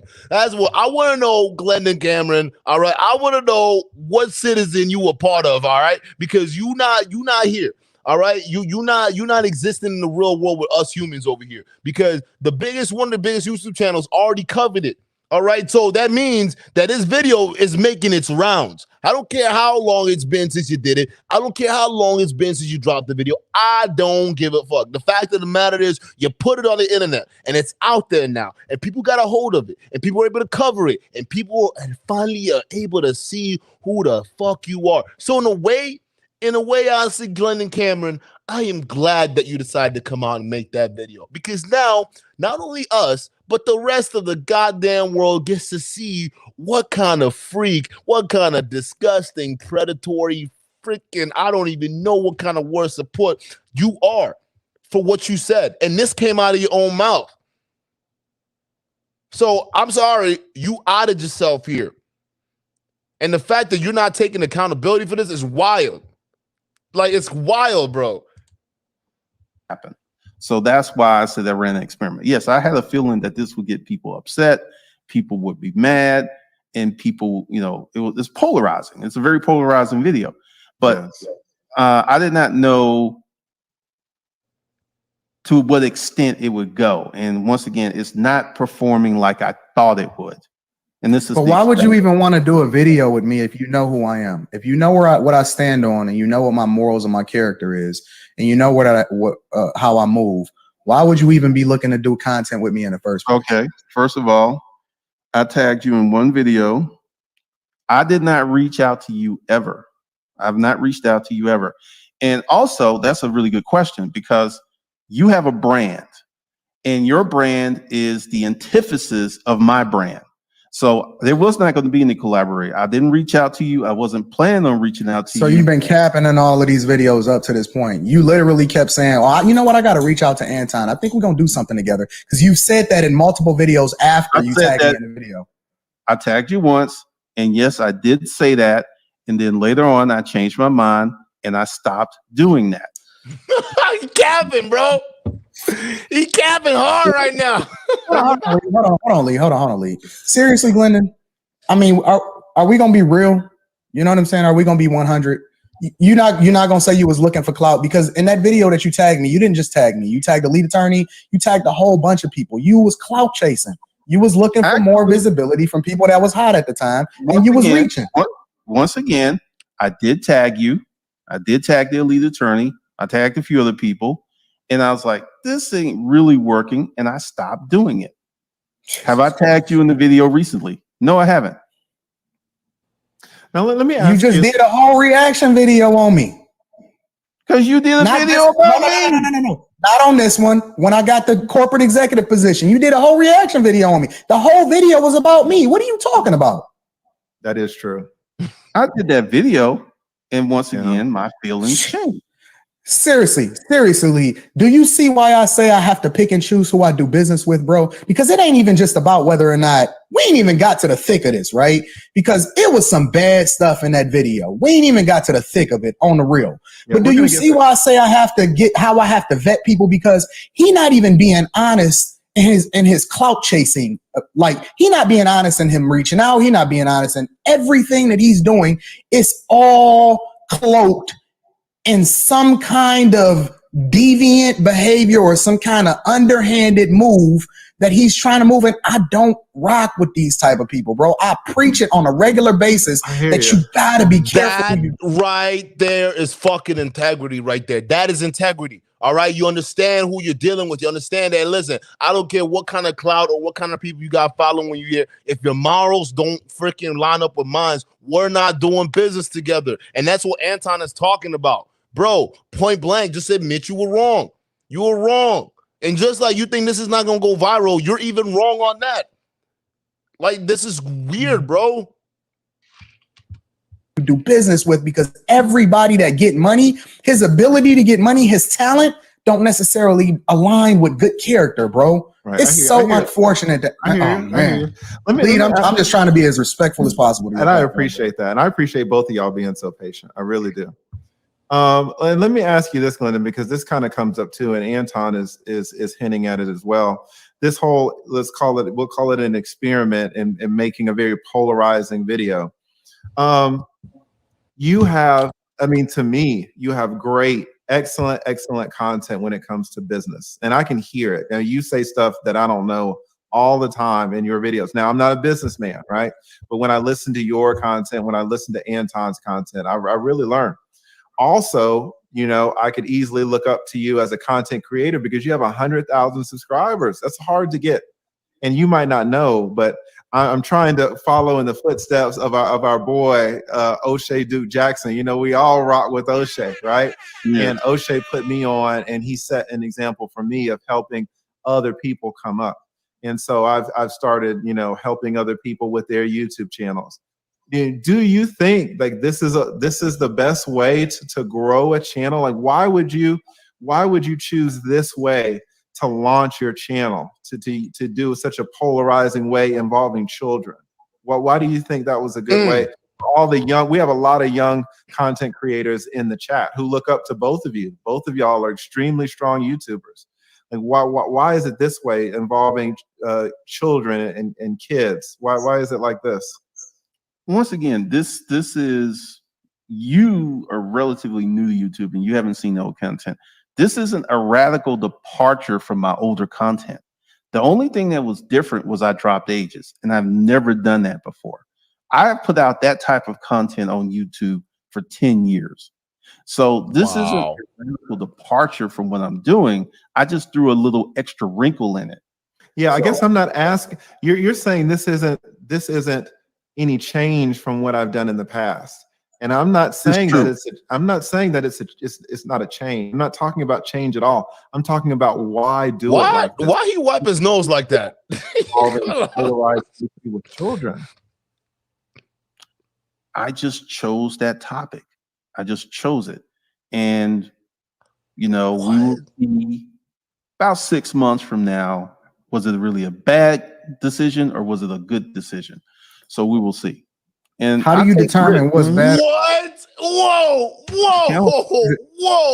You only care about literally care about Stop it right there. Stop it right there. We go stop it right there. This man just said we gotta wait 6 months to see if this was a bad decision or not. Bruh, I don't even need to wait 2 seconds, all right? The first words out of your mouth in that video, we already knew was a bad decision. You didn't need 6 months to do that, and everybody around you, including Anton, including the lead attorney, they all know that that was fucked up. All right, they already know that you is not taking any W's with this video. They already know that. So the fact, bro, the cognitive dissonance is unreal, yo. Hey, we got the link in the chat. We'll leave the last 20 minutes here, and we have a call in. And you guys in the chat, you got some words, some choice words about what we just watched right now, and you want to come on here and talk about it. Let's go ahead and hit that link in the chat. It's pinned to the top right now. We can go ahead and get this started. All right, last 20 minutes, we'll go ahead and do this. But this is ridiculous. Like, I can't believe this. I can't believe this is what's going on. Listen, Glendon, if you think that this is not going to go anywhere, this is going to go somewhere.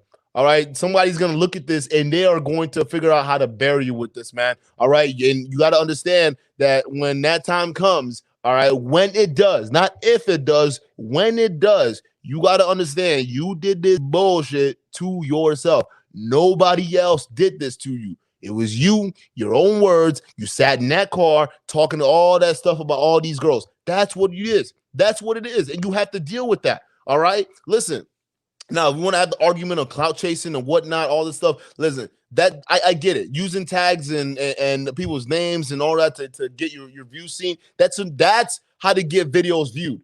That's YouTube tactics. That's marketing right there. All right. When you put content creators' names in the tag, and when you put different things, all these different situations, that's how you market yourself. But when you over here talking about, oh, well, you know what?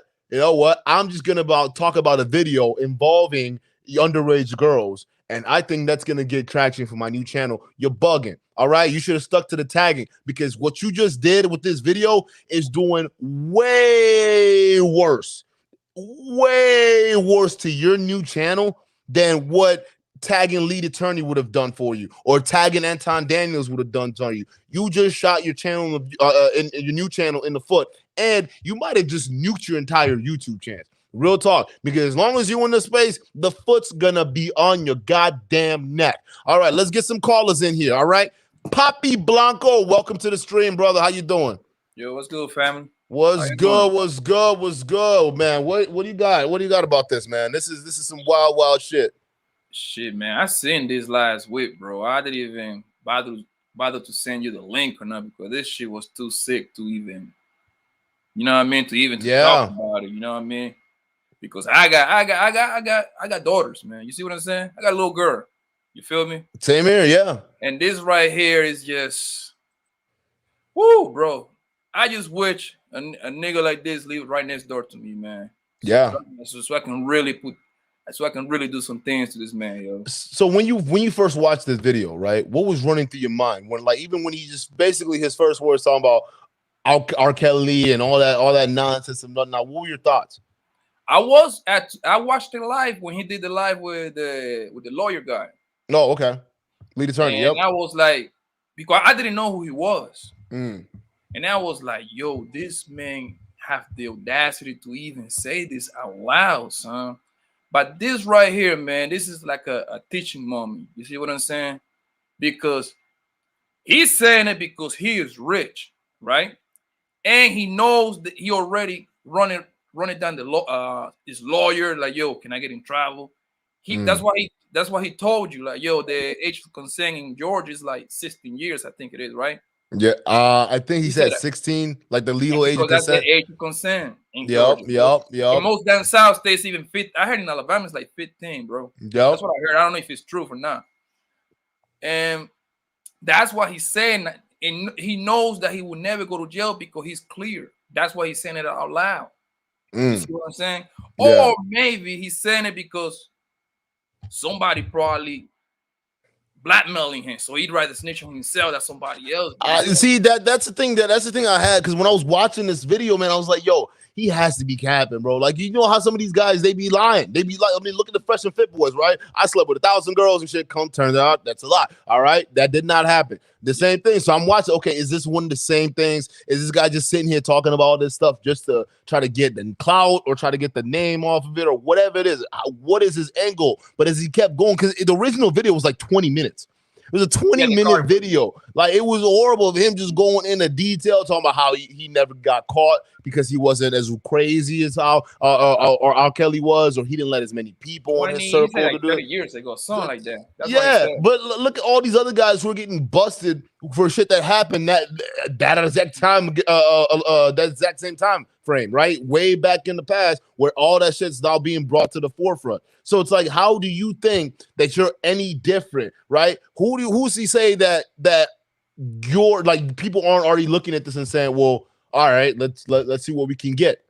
How are you so comfortable? And you don't think this is gonna go anywhere in this climate, in Me Too climate? Oh, you crazy. All right, you crazier than Myron Gaines. All right, that's what it is. You are wilder than this dude, bro. Like, that's crazy. Bro, this guy right here, man, this lets you know that it's a lot of hands around that we live around him. You see what I'm saying? It's a lot of men like him around the communities. He said that in this video, like billionaires and whatnot.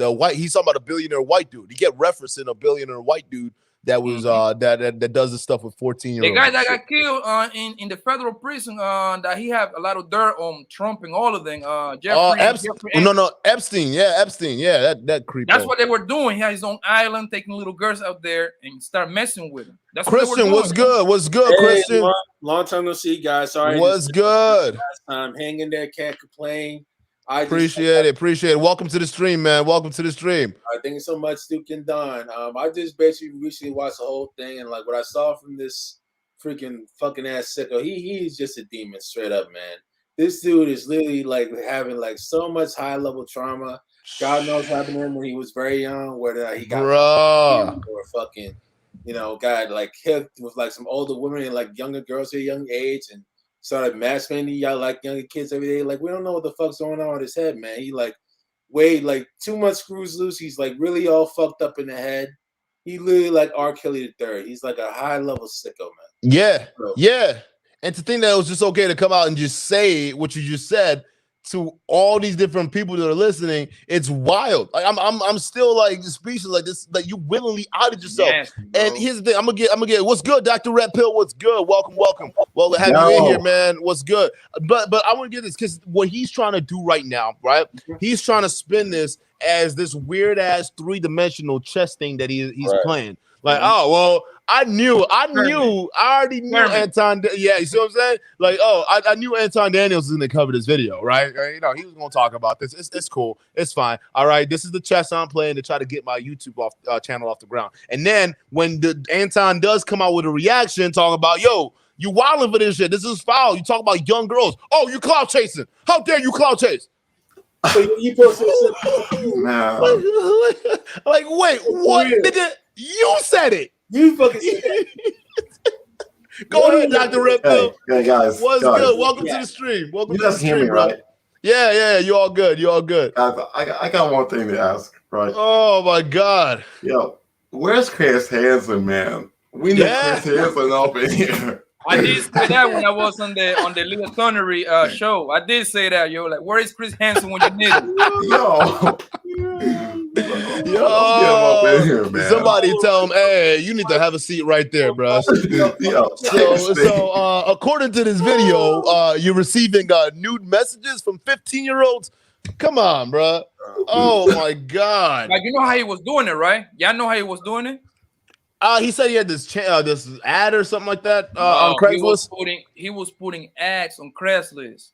Remember, if you go to Craigslist, you got a part that is it's about like dating, like a man looking for women looking for men. He was using those ads, and little girl was replying to him. That's how he was drafting them. He was drafting them, bro. And this is back like 15, 20 years ago when he was like 30 years old. He like 50 something now. Wow. See what I'm saying? So the man is a piece of shit, bro. Well, he was around like 35 when he was talking about that 15-year-old or 17-year-old, talking about she was mature for his age. He was having threesomes with their mama and daughters. He did it multiple times with different couples, bro. That's what he was doing, son. What? Like, yo, this man is a fucking sicko, my nigga. And this is why I was saying on the chat, bro, like this is one of the reasons why women should have been quick to be leaving their fucking men. Because if you pay attention to what the man was saying, he said he was targeting little girls with no men at home. Did you pay attention to what he said, right? Am I right or wrong? Is that what he said? That's exactly what he said. I called it out too when he said it. Listen, my nigga, this is the reason why women should have been leaving their men for any goddamn reason. Because It's a million of what's this guy name, man? Glendon something? Glendon Cameron. Glendon Cameron. It's a million of those around our neighborhoods, bro. It's a million of the motherfuckers around, bro. He looking for little girls with no parents, with no fathers at home because he know he don't want that smoke. You don't want that smoke, yo. He said it himself. He said that, listen, if I go ahead and I'm talking to a girl and she's got her parents and whatnot, I fuck around with her. She goes back and she talks to her parents. Well, it's a wrap. Cops coming at my door. So he clearly knows that this is wrong on a certain level. So what would possess a man to then come on YouTube to try to, grow his new channel? Because that's what he said. This is all it's about. Because he's got a new channel nobody's ever heard about. He's trying to grow it. And he wants to start with this video. And like I want to try and add another thing too. I don't mean to interrupt you. No, go ahead. He's not Trump. He's not Bill Clinton. Yeah. He's not even Jeffrey Epstein. He's not even like one of their colors. Yep. He ain't even Asian, even Hispanic, and like they'll probably get a little bit of heat on there, but he ain't them. He like this. And he think he's gonna be able to blast himself on social media and think he gonna get away with this for like this long for fucking God knows forever. Well, they gonna eventually come up to his door and charge his ass with fucking state and federal charges, having up in like a district court out there in New York or DC somewhere, and having him serve life in jail. Give me like a decade or so. Facts. Like if you think they're not, somebody's not trying to put a case together on you, and I'm not saying he will go to jail, because I don't know. Well, first of all, let's just be real. This is the shit that he admitted. All right, this is just crap that he has admitted. So we don't know what else that he's omitted outside of that conversation to himself in the car. There's too much unknown. To anything else, he might have been fucking around with girls younger than that. We don't know. So listen, when I listen to guys who really, that's why when I'm like, yo, I'm like legit speechless that somebody out here is literally like sitting on camera talking about getting nudes from 15-year-old girls. Okay, I have to wonder if this is what you're admitting in public to your channel. There's something else, bro. Imagine what you're not saying. Imagine what you're not saying. Were there girls younger than 15 years old? Were the girls younger than 14 years old? I'm just saying, it's a valuable question to ask. What is it stopping you? What is the difference between 15 and 16? You see what I'm saying? There ain't no difference. And that's what I'm saying, man. Man shouldn't be messing with no girl that got a thing at the end, bro. 16, 17, 18, 19. That's, bro, come on. That's problems. That is problems. Definitely. And the worst part about it is you're gonna have like these young girls grow up to be women with like a shitload of trauma, basically trying to take the feminist route, saying, "Oh, I'm strong, independent, don't need no man. First come this and that." They got so much power, and they develop like these types of mindsets, and they focus on the I mentality because of shit like this.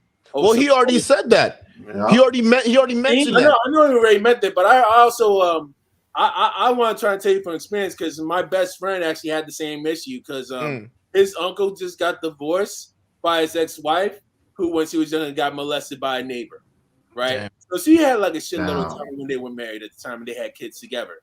So it was like a wreck, and like the trauma, if they don't get like therapy and how those issues, if these young girls, if these parents don't get these children into therapy, daily therapy, to make sure that their mind is right, their future and their lives are going to be wrecked for the long term, to the point where they can sabotage relationships with future husbands, boyfriends, or even sabotage relationships with their children.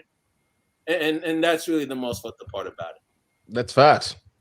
That's facts. No, it's children of surfers. And to go back to your point, it's a lot of these girls, man, because he just said in the video, I just turned those girls into freaks, and they're gonna go out there and deal with other men, and treat them the way I taught them how to treat them. And we know majority of the time when girls learn things sexually, it's from another man. In a relationship, real talk. That's how it is. So they're out here, you out here training girls that aren't even old enough to understand what's going on, and you're willingly saying, okay, it's okay. They're out here making it all right, throwing them back out for all these other dudes after I got done with them. It's wild, bro. Especially so a guy that has a kid. Come on. Yeah, hey, go ahead, Dr. Red Pill. I'm gonna just say, if I for some reason get clicked off, just keep it going. I'm gonna come right back on. I see you doing some funny things right now, so just let me know. But go ahead, Dr. Red Pill. Yeah, I mean, I will say it, and I want to be very succinct and very clear about this. There has never been a time where we need fathers much more than right now, guys. Like, this is ridiculous. And no, right, if this is the stuff that he's just admitted to, can you imagine what he's doing unknown, right? And then that was part two, right? This guy is going into people's homes, no parents around, with these little girls. This is why we need more fathers, especially in the Black community, period. More fathers like everywhere, period, son. Yes, especially definitely. Black, we are the one that's suffering the most, because I was reading some shit like most kids are born out of wedlock, like 76%, something like that. Oh, yes. No. That's a lot, bro. Yeah. That's a lot, bro. That means the mom raising the kid. You see what I'm saying? And that's why he said that on purpose. He only looking for little girls with no father at home. Right. Right. That's what he looking for because you know it's an easy prey. And he might, and listen to go further to your point, bro. The moms probably know what's up. I can promise you he paying some of these mamas off, bro. I can guarantee it. It was 1, 2, 3 months that took some money from because he got money like that. Imagine you struggling. Imagine you struggling and he slide you like 10 bands real quick for your daughter real quick. Mom's took it. Hey, you know something? I'm gonna be honest with you. You're absolutely right. But I'm gonna further your point, and I'm gonna say this, right? You remember the whole surviving R. Kelly thing? How people were coming out and saying that, oh well, R. Kelly was, with my niece and whatnot. Don't you just think that, hey, these kind of things happen all the time? Like, honestly, what you just said was just facts. But don't you think R. Kelly could have been doing the same thing? Or the single mothers or even the aunts who knew that their nieces or relatives were being touched upon. Don't you think that they knew about it and that they were getting payments? Or we know they know about this. I mean, look what he was talking about. The mama he was dealing with knew about this shit. She willingly invited a stranger in here to do stuff with her daughters. And that lady, hey, listen, if you out there and you're still alive and you kicking it, you should be ashamed of yourself for putting your kids through that willingly. Like real talk. Like you are, if your daughter's out here wilding out and you're sitting there talking about, if you out there and their lives are not together, they're not doing so well, you need to understand that you put them through that nonsense. It's no one else's fault but them. That's wild. And if there was and we don't know the details of this situation, but if there was a father in the home, you need to get your balls, like literally, like something needs to happen to him because it's done. You shouldn't have had kids in the first place. Because there are a lot of these absentee dads out here. Period. I ain't gonna lie, bro. If like, I got a huge family, bro. And I got a lot of little girls in my family because like my grandma and my grandpa, they had 13 kids and they kids got kids. You see what I'm saying? Yeah. Bro, if this happened to like my kids, my nephews, my nieces, bro, I catch that 25 to life. I ain't got no problem doing that, bro. Yeah, I'd start boxing. I'd go with you, Poppy. I catch that 25 to life, yo. Man. And I know saying that to like sound cool, bro, but people like that don't deserve to be walking around, fam. Mm-hmm. I don't deserve to be walking around, my G. Yeah, honestly, like if I catch anyone touching kids, I'm going straight to boxing. Honestly, but that's just a low life right there. Primal, welcome to the stream, man. Real talk. I had to add you in there, but like I had to. Ooh, man, I was watching that. I know you heated, man. I had to step away for a minute. That's wild, man. That's something. I went and laid down for a minute. I couldn't stop thinking about it. So I was like, all right, I'm gonna come back and see if Duke's still streaming. You already know he's still here. We tapped in right now. Man, I tell you what, as a dad of 2 daughters, you know what I would do? There wouldn't be enough left to figure out who they were. I'll put it that way. These are sick, my nigga. But here's the overall question, because this dude, he's been in the manosphere game for almost 10 years? He was saying 8 years on YouTube, right? He's been in this game. He's been dealing with. He's got his own stance. He's got his own everything, right? So now it comes to a bigger question. This is the kind of guy, like, what kind of guys are listening to this garbage, right? To this dude, right? Spitting the nonsense he's spitting, and what kind of community? Because he said it on the Lead Attorney show. I'm building a community right now. The community that we have of guys that are around us. That's gone. Like what is that? Around that video, by the way. Your community is a reflection of you. Yeah. I'll say this. As part of the whole manosphere thing, this guy can't speak for us, possibly. He's out of it for me. For me, he's out of it. I mean, I don't care if he's curing cancer, man. It doesn't matter. Honestly, this guy can't be helping young men. He could cure AIDS tomorrow. I don't give a F. Like, it don't matter. Yeah, I think more people within this space should come out and call us out. I really think so. I don't think enough people, especially the big heavy hitters in this space, have done enough to come out and talk about it. Shout out to the lead attorney for having this debate. Shout out for Anton Daniels for calling him out. But I think more people need to step up, especially the people he shouted out over in the past and those people who also shouted him out, right? So those people out there who have different values from this person and you're also connected with this person, I think it's high time, at least now before this thing actually takes off, to cut yourself and separate yourself because this is going to get bad. And every single one of you, it's not going to look good. He's part of the manosphere, though. I think he's like come from the business route. No, he is. He talks about dating. Yeah, he is. He considers himself a part of it. Even when in that video.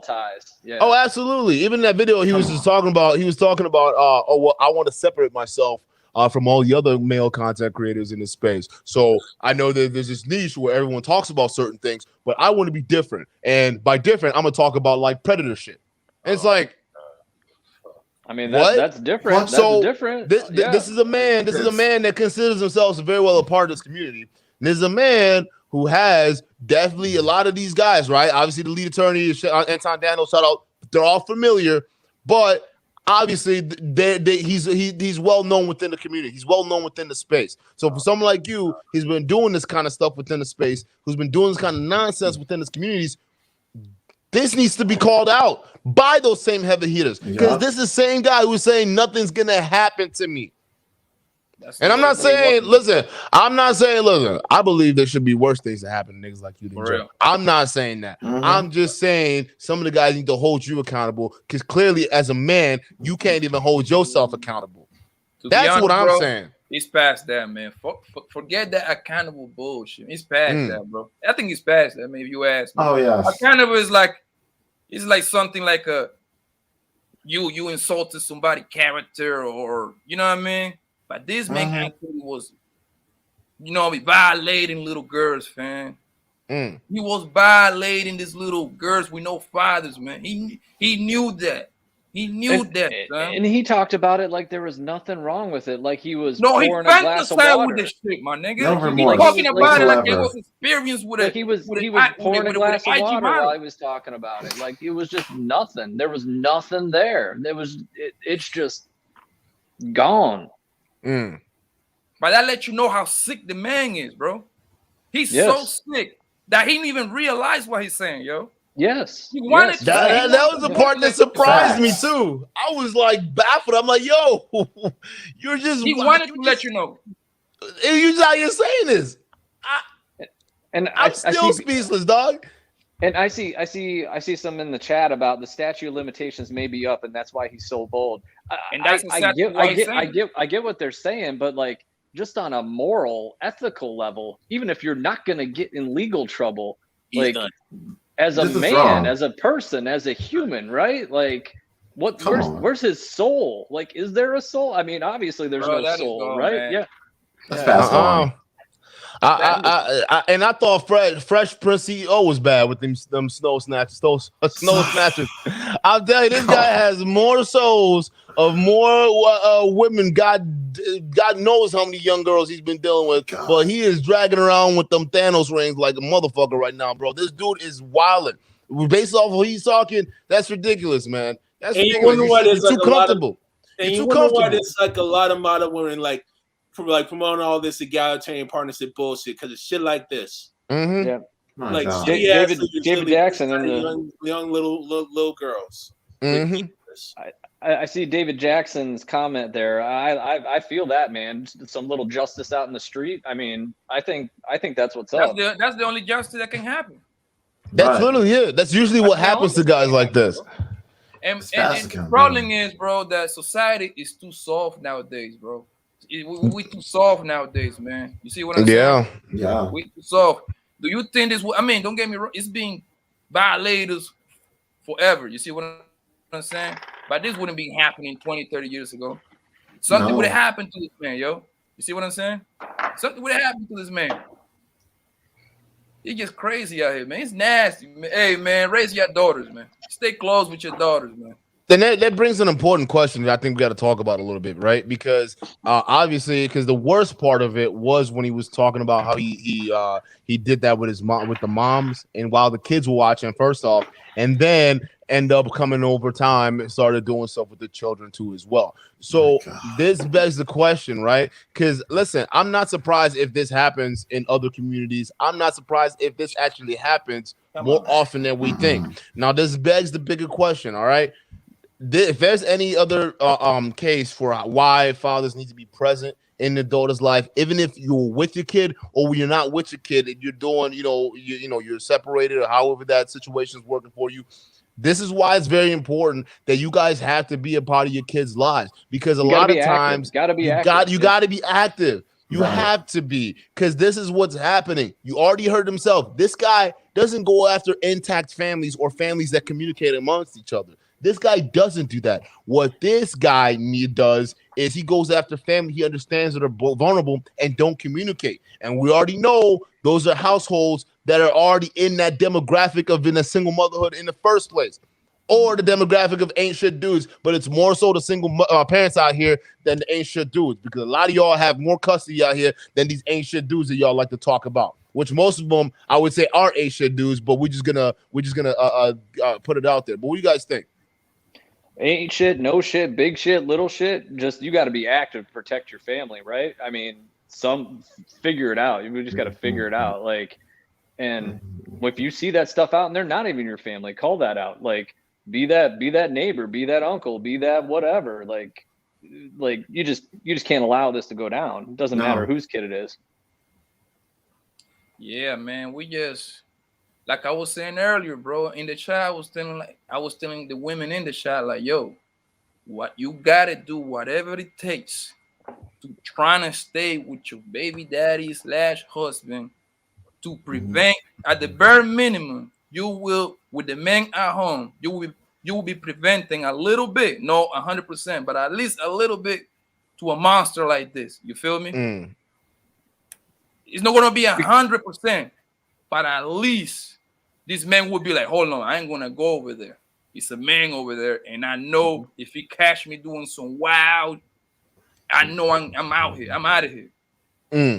He knows that. So, what do you guys think, like in terms of this right now with the manosphere going on in this situation? And obviously, there's some people out here who don't want this story to basically go out. People don't want this to, they want this to kind of die down. And kind of like what we saw at the beginning stages of the whole Fresh and Fit beef, right? Because when that started, don't talk about this black man attacking other black men, this and that, right? But we tried to tell them the importance of actually covering this and doing that stuff, right? So what do you guys think in terms of, like, what should happen moving forward with Glendon Cameron in this manosphere space, right? How should we treat this situation?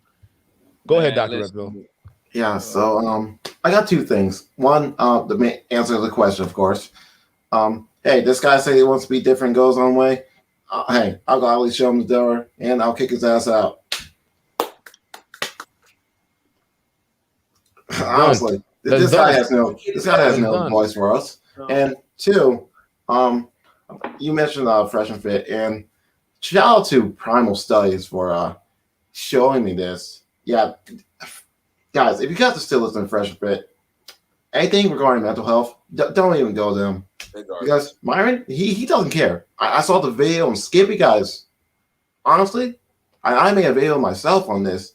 Some of the most ignorant shit I've ever heard.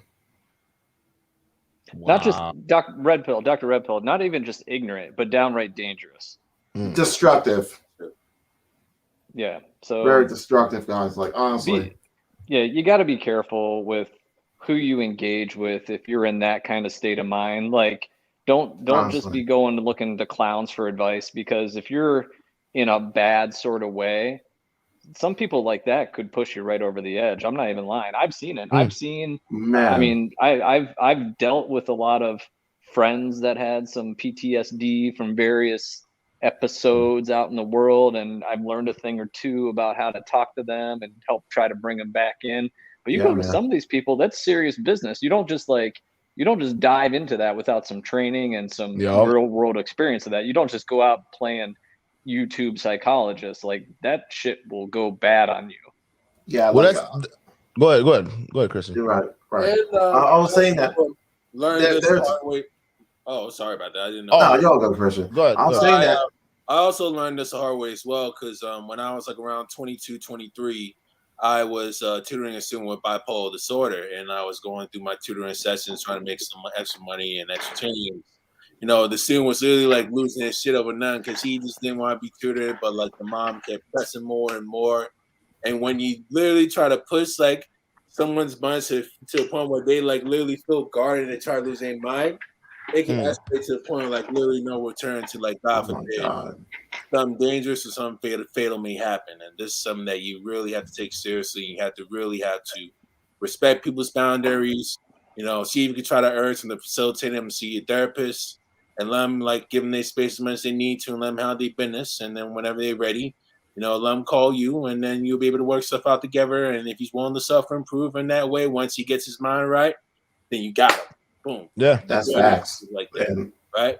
Otherwise, you keep like poking. You know, as Primal said, God forbid, it could be like a very deep rabbit hole to a point where you may not be able to get out of it. That's big facts. And yeah, guys, anyone watching and anybody dealing with any mental health ailments or anything of the sort, there is no shame in reaching out for help, guys. Immediately. There is always a light at the end of the tunnel, but you've got to reach out for help. There's no shame in it, guys. Yeah, I personally have a learning disability, and I have like a speech therapist I always go to. Like in my younger years when I'm growing up, I went to like psychologists in middle school and elementary school as well. Then try and improve on my communication, improve on some of my body language, and like I'm still cool with them to this very day. I still ask them certain questions, like how am I going to try and help better myself socially, so I'll be able to try and get into the working world. Because if you don't master yourself in communication, if you don't master yourself and actually trying to get the help that you need to try and work in yourself, you're not gonna last on this earth, and that's some real talk. You know, I see where Myron and them they coming from, but how they done did it is just like way out of line. Like that harsh method that they done did ain't really the way to go, unless they decline the help, they decline the therapy and everything, and that's when you really poke at them. But for now it's just ain't the time for it. You have to be very sensitive, like what people are going through, and especially if you go to like relationships, wherever it is. You gotta analyze like who that person is. You gotta see like how broken that person is, and see how bad like he or she needs therapy. Because when they tell you about all the issues and they have to show you all the nagging and post on the there's gotta be like there's like some trauma behind it that you have to try to figure out like how deep is the trauma. And if the trauma is really that deep, you know, you already got advice in the therapy, but don't play no Captain Save-A-Hole. Like don't really play that. Otherwise, you're gonna get drained out. And if she's not fully right or that person ain't fully right, you will get drained immediately. So that's why I the hard way. Go ahead, Dr. Red Pill.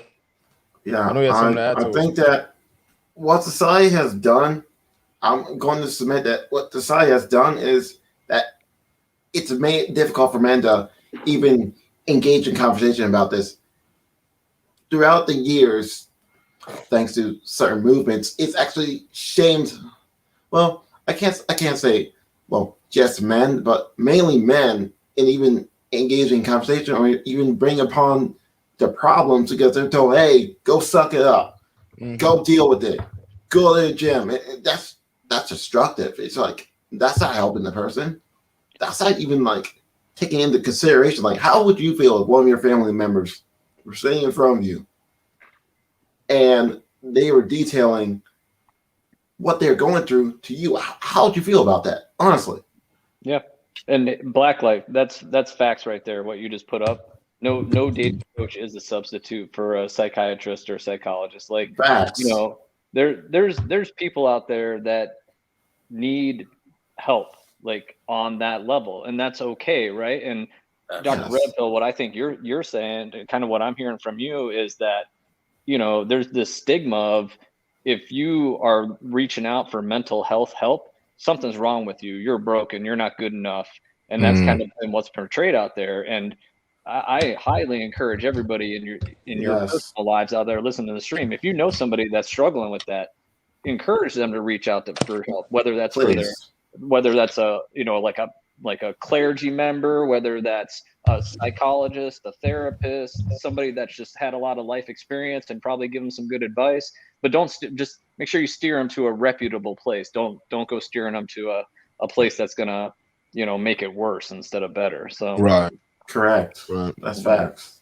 That's crazy, man. No, I appreciate that. And yeah, y'all, like, it's so, and I appreciate that, Matt. Like, that's what a lot of people need to do. You go seek help. All right, because otherwise hurt people, and you got to be careful who you guys are listening to and paying attention to out here, because a lot of dudes, man, they not either they capping about their lives or they straight demons in the closet, bro. That's what it is. So you got to be paying attention and be careful. This guy got subscribers and was building a community off of a video that was whack like that. So just imagine the kind of people that are out there. I won't be surprised when a girl comes around talking about, you know, when you know, in the black community, there's an old trope, right? The Uncle Larry's, right? The Uncle Larry that comes in and gets a little too frisky and whatnot. That's what it is. That's what it is. That's that archetype right there. You see what I'm saying? Or situations where moms, single moms, you know, are dating men who are like that, but they're more interested in their daughters than they are with them. These are scenarios when they talk about this stuff happens all the time. It legit happens all the time. Think about the thousands of girls out there, the hundreds of thousands of girls out there potentially that are going through this or have gone through this and are dealing with this situation right now, right? And this guy thinks that if one of those girls sees this video, they're not going to have some form of reaction to it. Oh, they will in due time. They will. Due time. I guarantee it's going to turn. In this climate, it's going to traumatize for life. It's sick, man. It's nasty out here, man. It's really going to traumatize for life. And I suggest these little girls and their parents that aren't involved in this type of bullshit, get them to see a psychologist immediately, every single day. Immediately, please. And to that point too, I mean, I know we got a lot of men in this community here, but how many times have you dated a woman who, after you've dated her for a little while, she told you a story about how, you know, somebody did something to me back in the day or whatever. I mean, has everybody pretty much experienced that situation at some point? I know I have. And what we should be taking upon ourselves is, okay, I hear you. Now, did you ever go talk with somebody about that? I mean, that's going to be my challenge to all the men out here in the chat and in the community is when a woman trusts you enough to tell you that, then you got to push back in the way of saying, all right, I feel you. I might not be the person to actually help you through this. Have you talked to a real professional about this? Because this is something you need to deal with, right? Because if you're going to invest in that person, then that's part of your investment in them, is them going and kind of cleaning out their closet a little bit. But for some of these poor people, they're never going to get their closet a little clean out, but at least you can help a little bit. Yeah, I would say, yeah, I wouldn't say, because a lot of times, a lot of women, they would try to get you to be their therapist. Because I've dealt with situations like that where it's like they're sitting there talking, like, listen, man, this is heavy. This is real. I don't even know how to, like, because I feel so, as a man right now, I don't even know how I'm supposed to protect you against something that already happened, but it feels so shitty that you're going through it. You know, so yeah, you need to go over that. But it's crazy to think that majority of us out here have dealt with people who've had that happen to women, right? And then you have this dude out here talking about how you ruined two girls, and now they're out here doing it the same thing, right? So we've already had experiences with similar situations like that, and now we know exactly where that nonsense is coming from. We understand now. And this guy was proud enough in his weird ass fucking way to give us the full detail of how this shit went down. So at least we know what the fuck goes on. And we know there's a whole underground web of nonsense that is going on. And on top of that, which I think is the most important thing, is that we understand that there are more people like you that are out there. And I'm glad that you expose yourself. Because you talk about your little community building, because that's when I'm looking at that. I'm like, who are you building that's listening to this shit? Who are you building that's subscribing to this shit? Because I got kids out here, all right? So I want to make sure that, like, them people ain't walking around where I'm living at. Man, listen, man, that shit, I ain't gonna lie, that pissed me off, bro. I was like, because like I said, I got daughters, bro. This touch home right here, you feel me? And to answer a mad question, that happened to me before plenty of times, bro. Females telling me that they've been touched and shit like that. It was one time, bro. This female just called me crying. That it was some dude. It was some guy knocking on her window. The man was on drugs. He was knocking on her window, talking about, I'm gonna come inside the house and rape you. The girl had a little girl in there. So, bro, I get on my car and fly over there. So I get over there. She was like, they live in the second floor. The man live right across the alley, right across from her door. Son, so I told her, yo, point him out. He the guy right there.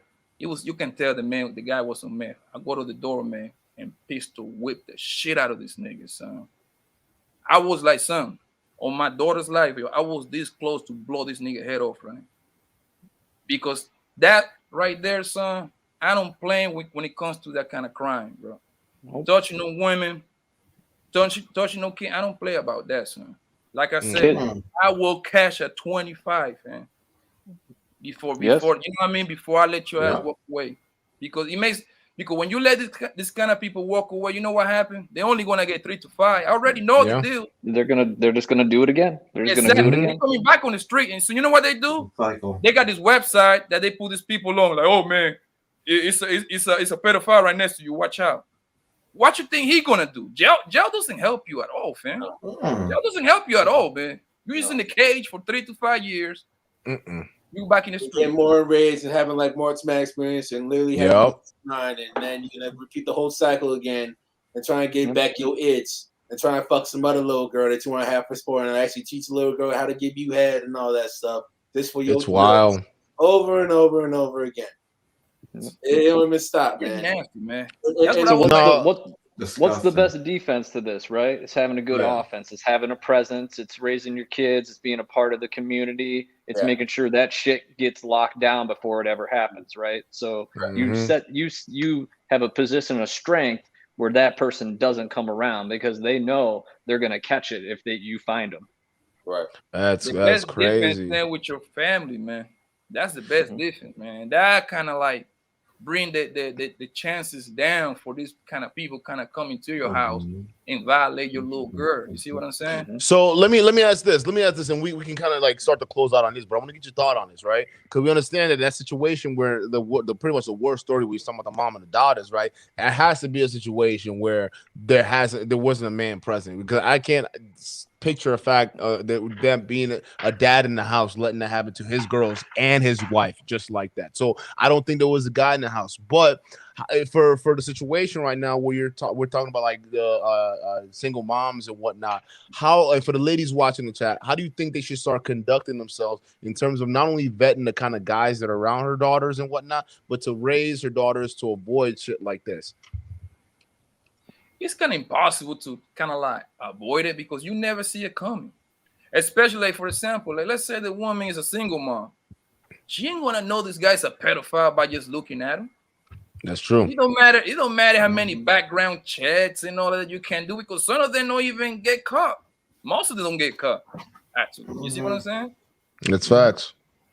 So the only thing I can tell a single mother, bro, is if you single with a daughter that's like 12, 11, 13, you might as well just wait until that little girl's out the crib. If you want to go on a date. That's the only difference I can think of.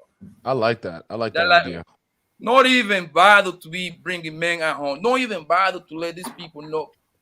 It sounds crazy, but I think that's the only difference that can work, bro. You need to forget about dating and wait until your little girl go to college, or at least she on her own, and then you can do what the fuck you want. A lot of moms would be like, "Well, you think you're saying I should sacrifice my happiness so that until my kid goes to college? Well, I want to be happy now." What would you say to that? I would say you got to be really careful who you bring into your home and who you bring into your life, because it's not just going to impact you; it's going to impact your family. And if you got little girls, then those even are little some boys of the most. too. Don't forget that. Even little boys. But I'm just going to say, I feel like historically, little girls are the most at-risk group, right? So they're the most vulnerable period. You know what I mean? And I understand you want to try and just get yourself happy, but happiness really got to come from within, and not only within yourself, but within your children. I mean, you gotta make sure those kids are happy as well. And I can't really try and go too deep into this because I'm not a parent at all. But I've been around and hooked up with like single mothers before. I've actually like saw like how they roll.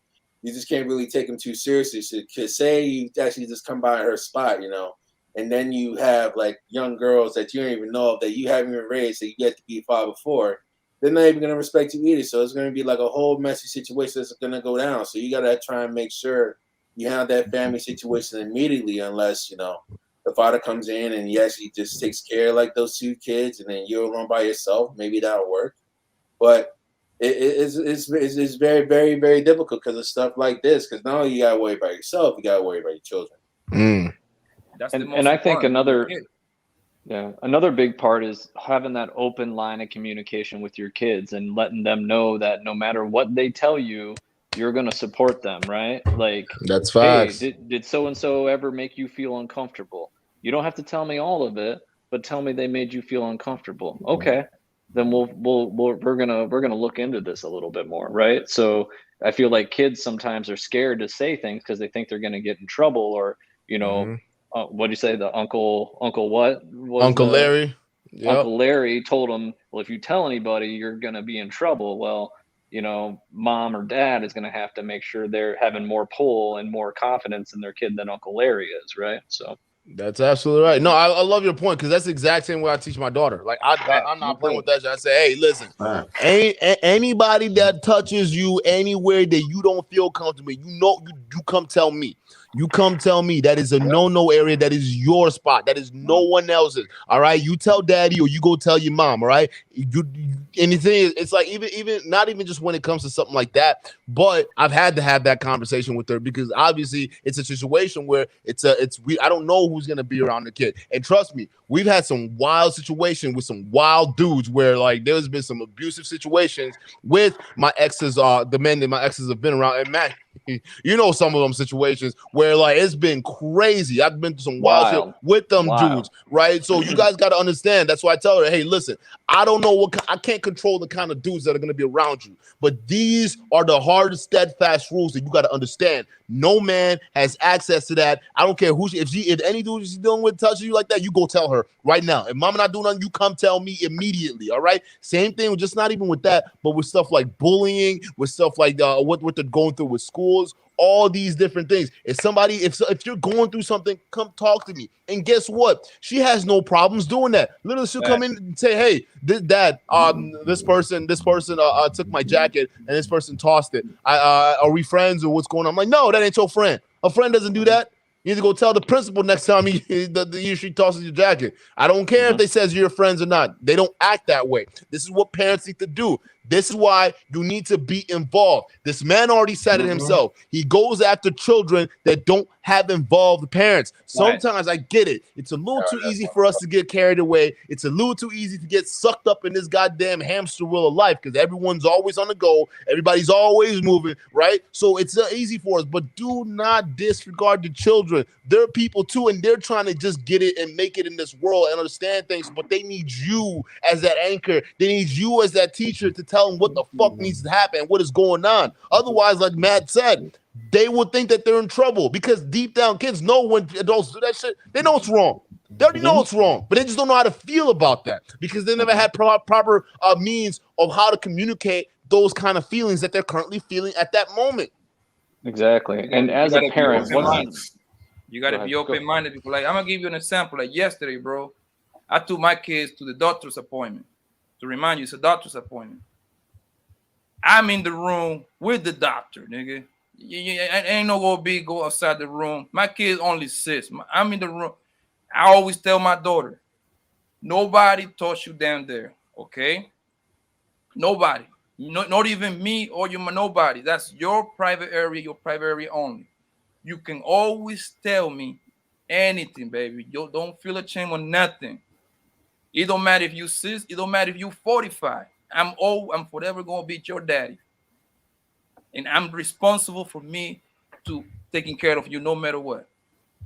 That's what I always tell. And she always tell me everything, bro. And yesterday when I take her to the doctor, and I'm in the room sitting down, and the doctor is a female, right? She walked away. She turned around and tell me, "Daddy, she's weird." She said, "Daddy, she's weird." I'm like, "No, it's okay, man. She had to look down there to see if everything's okay, baby. Don't worry about it." No. But that But lets wouldn't you you know rather that have she's that? telling me Wouldn't you everything. rather have that, like almost over communicating and hey, you know, this made me feel weird. This made me feel weird. Let me look into that then. Let me check that out. Like, Yeah. tell me more rather than tell me less. I think these day and age, man. But here's the thing: doing that, but also keeping that same fine line of boundaries between what being a parent and obviously doing these. Because some of these parents out here, you know, they're trying to be friends with the daughters and whatnot. It's just not working out. They're trying to be on the same level. No. There's got to be a fine line in how you're supposed to keep this stuff, where you can have the conversation and your kids are able to respectably approach you and state what's happening. All right, and you as a parent, once that happens, and that's a crazy thing, because when it happens, you got to be prepared to know what the fuck to do. When my daughter first came home and told me that she was getting picked on, I felt so fucking helpless. It was not even fun. I don't know how. I'm not gonna go up and beat up some kid. I can tell the principal, but that's not gonna stop the kid from doing something. So what is the best thing you can do? You gotta teach the kid how to fend for themselves too, as well, to a certain degree. Yeah. All right. So hey, if they're playing around that, beat their ass if it comes down to it. It is what it is. It is what it is. You take the proper steps. First step is you go tell somebody, right? Second step is you go tell somebody else. If nothing's getting done, punch the dude. And now you got their attention. Let them know. And then if I got to come in, I'll step in. But the kids need to know these things. They need to understand these different things and understand these boundaries, that these kids are not your goddamn friends, okay? You go find, go actually go make friends, or matter of fact, go keep a man, go keep a woman. That's what you need. Those are the people you need to be talking to, all right? Your kids aren't your friends. They're your kids. You need to have this boundary, and that's how my mom used to treat us when we grew up, bro. Like there was a clear line, and you are a kid, and you stay in that area, run that zone. When adults are doing things, you go do what kids are doing, right? You don't mix and mingle with adult situations until you're getting ready to that age, right? And when you have these conversations, I'll approach my parents in a little bit differently versus how I approach my friends. I'm not going to talk to them like that. And the reason why is because that way, when you go out into the real world, you understand how to deal with authority, right? So you go to a job, you're not going to talk to your boss the same way you talk to your best friend. Otherwise, it's not going to end well for you. All right, you're not going to last long at that job. So you got to understand how to deal with authority. The problem is a lot of kids right now, they're being raised to not understand how to deal with authority because you got too many parents out here trying to be best friends with their kids, or in matter of fact, trying to listen to their kids and indulge in what the fuck is going on right now. There's no command. There's no command. And the kids have no respect, like no real respect for their parents, because the parents didn't do anything to demand the respect, right? So, and what's your most important job as a parent? To parent your children. But you know what? But you know what? You want to know why, right? Because most single moms, since they got to work a lot, their kids not being raised by them, bro. The kids being raised by they got a sitter, neighbor. they got an auntie, they got somebody else, and And when it's time for the woman to actually spend time with this kid, you know what they do? They turn around and drop her off to their sister house, to the grandma. Grandma is the one that raising the kids, bro. Then kids believe that grandma is their actual mother, and I've seen that case too many times, bro. Because the mom still want to get her party on. Man, you go out to the club, man. Then clubs be full of baby mamas, bro. 50% of the girls at the clubs is full of baby mamas, fam. Trust me, yo. That's fine. What's up, doctor? Yeah, I just want to add in, guys. I mean, I'm not a parent myself, but I believe that both parents need to be actively involved, period. Like, we can't have this whole dropping your, for example, what you just said, like, dropping your kid off to your aunties or your sisters or whatever. Like, we need to be actively involved. There needs to be an open line of communication, and there needs to be boundaries set, period. Otherwise, we're going to have situations like this reoccur. It's already reoccurring, man. It's already happening, and we got to do our best to stop this nonsense. And I'm actually glad that Glendon Cameron came out and made this video exposing himself, so we didn't have to do it for us. I mean, you did it. You exposed yourself, and now you on here, and now the magnifying glass is on you. You think this is not going to go anywhere?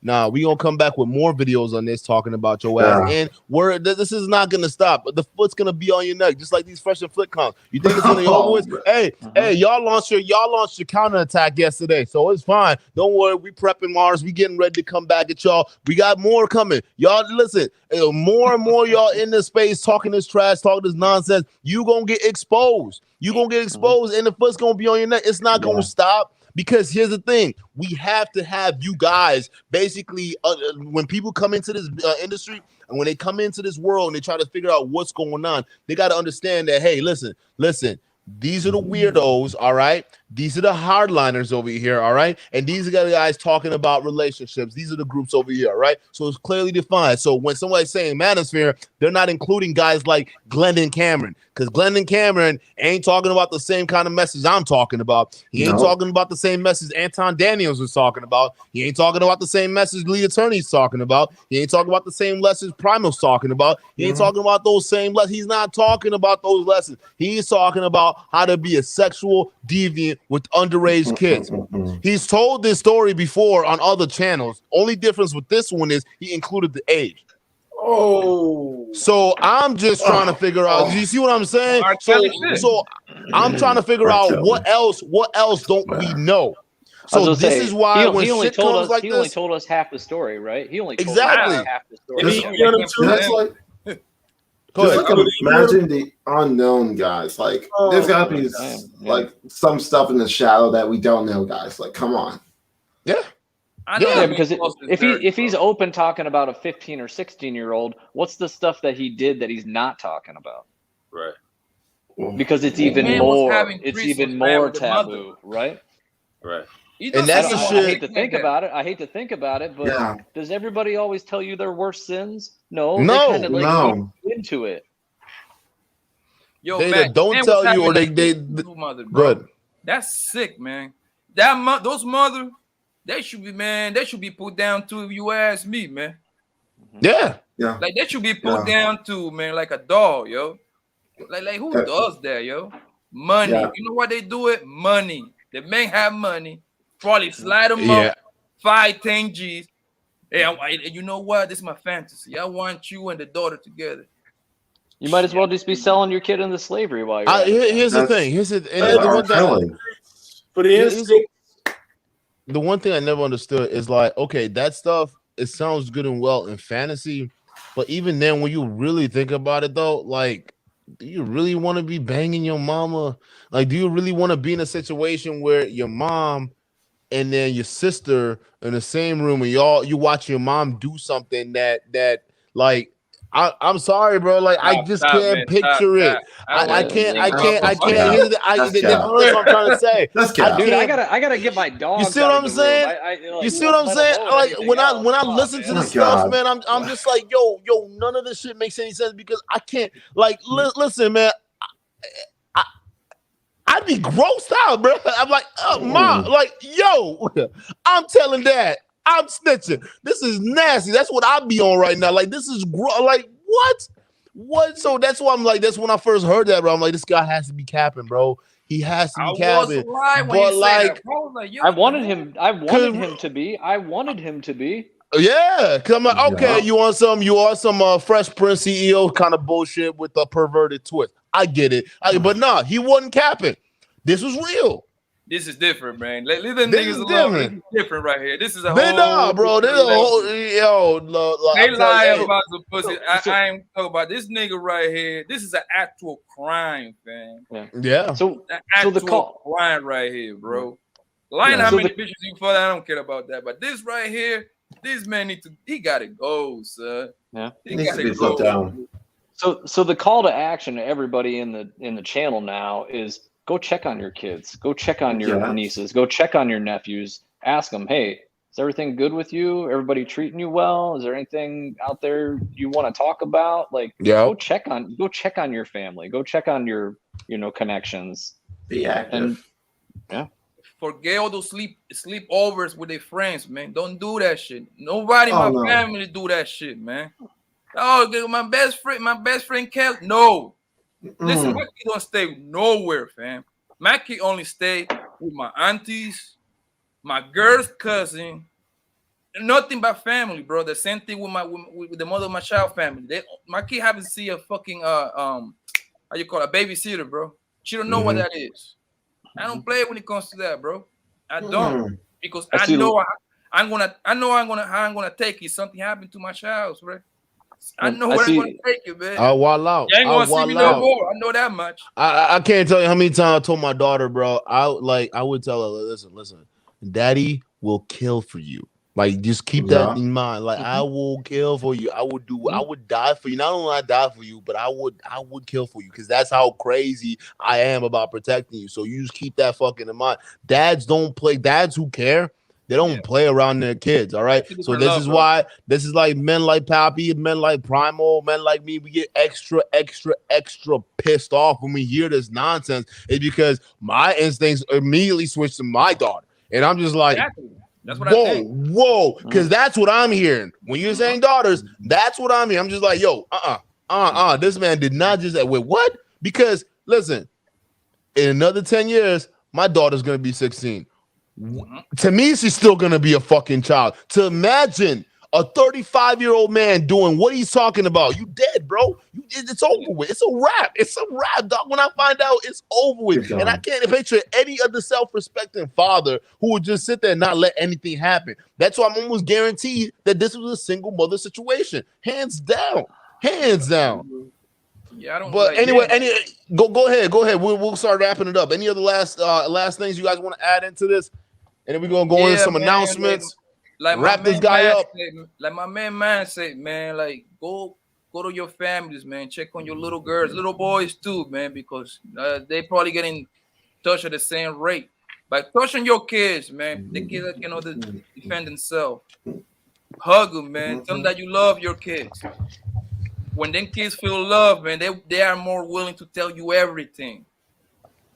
Make sure you establish that relationship, man. I'm the parent, you my kid, but just know I love you with all my heart. If I have $1, the whole dollar is yours. I would do anything for you. Yes, make the kid feel real comfortable. You see what I'm saying? So they tell you everything. That's the kind of relationship me and my kids got. You see what I'm saying? Yeah. They tell me everything, son. And I think that's a relationship a lot of parents should have with their kids, right? With boundaries, respectfully. With boundaries, respectfully, obviously, but definitely be open with your kids. I would say some flaws that I saw when I was growing up with my mom. She definitely kept that separation, but it was like there were certain things to the point where I would feel like Matt said before. I would feel scared to come up and talk to her about it just because I would feel like I would get in trouble by her. So it's one of those things, because there were certain things that you couldn't do or wouldn't do, but it just removed that openness with it. Even to this day, there's certain things I don't tell my mom. So being self-aware, and I see that, I don't want my daughter being in a situation I am where going through shit and don't want to talk to family members about it. So with the new generation, my job is to make sure, be open. Talk to me. I want you, if you're going through stuff, I'm gonna be someone you can listen, that can listen to you and talk to you and walk you through the problems. Matter of fact, that's why I'm here. That's my whole job. That's like literally my whole, like, literally, if you weren't here, I wouldn't be about shit right now. Same thing. I'm sure, Matt, you feel the exact same way. Poppy, you feel the exact same way. You got three. I don't know if you guys are fathers, Dr. Red Pill. I know you said, Christian, you're not a dad, but you got three fathers on the panel over here, right? All of us, this we already know this. We already know that we want our daughters, we want our kids to be open with us, to let us know what's happening. All right, we respect in the boundaries, but as they go ahead and get into the adult life, they're not going to be uncomfortable having grown up in adult situations, conversations with you, because they're already used to having that happen to them. And it fosters for a good relationship. So parents out there, if you're out there with your kids and things like that, or you got kids who are under the age of 10, or maybe they're getting to that age and they're starting to, wild out or get to that point where they're thinking about things, just understand that you need to encourage openness with your kids in open communication, but still keep your boundaries set. Christian, Dr. Red Pill, you got any things to say before we wrap it up? Therapy. I like it. That's why I said shit enough. Enough said. Yeah, I mean, guys, don't be afraid to reach out for help. There's no shame in it at all. And two, any of you single parents out there, be active, period. And three, to the young man watching this, because I know this Glendon Cameron guy apparently was a part of the manosphere. very, very vigilant of who you're taking your advice from. Just like these fresh and fit stand boys and whatnot. Like, you guys really need to be vigilant of who you're getting your advice from and who these content creators' mindsets really stem from. Because if you're just going off to the beat of what this guy is saying blindly, you might be on the path of ill will and self-destruction, honestly. Yeah, Alicia, girl, I full-heartedly agree. I full-heartedly agree. That's why we're doing this, because young men could easily surround mofos like Glendon Cameron and think that what he's saying is gospel. Think about how many stands out here. You think how fiercely these stands are out here defending and doing things, right, that their dear leaders are telling them to do. All right. Glendon Cameron is the kind of the dear leader that makes me fucking not sleep at night. That's the nigga. If I know there are thousands of men listening to him and he's over here talking about predator, being a predator and whatnot to 15-year-old kids, I'm sorry, that's going to keep me awake at night, because then that's more people he's replicating out in the world with his platform. That's more people that could be in your neighborhood looking for single mamas like you as a dating strategy to get at your kids. That's the shit that scares me, because I've seen it personally happen. People on the panel here have dealt with women who've had that happen to them.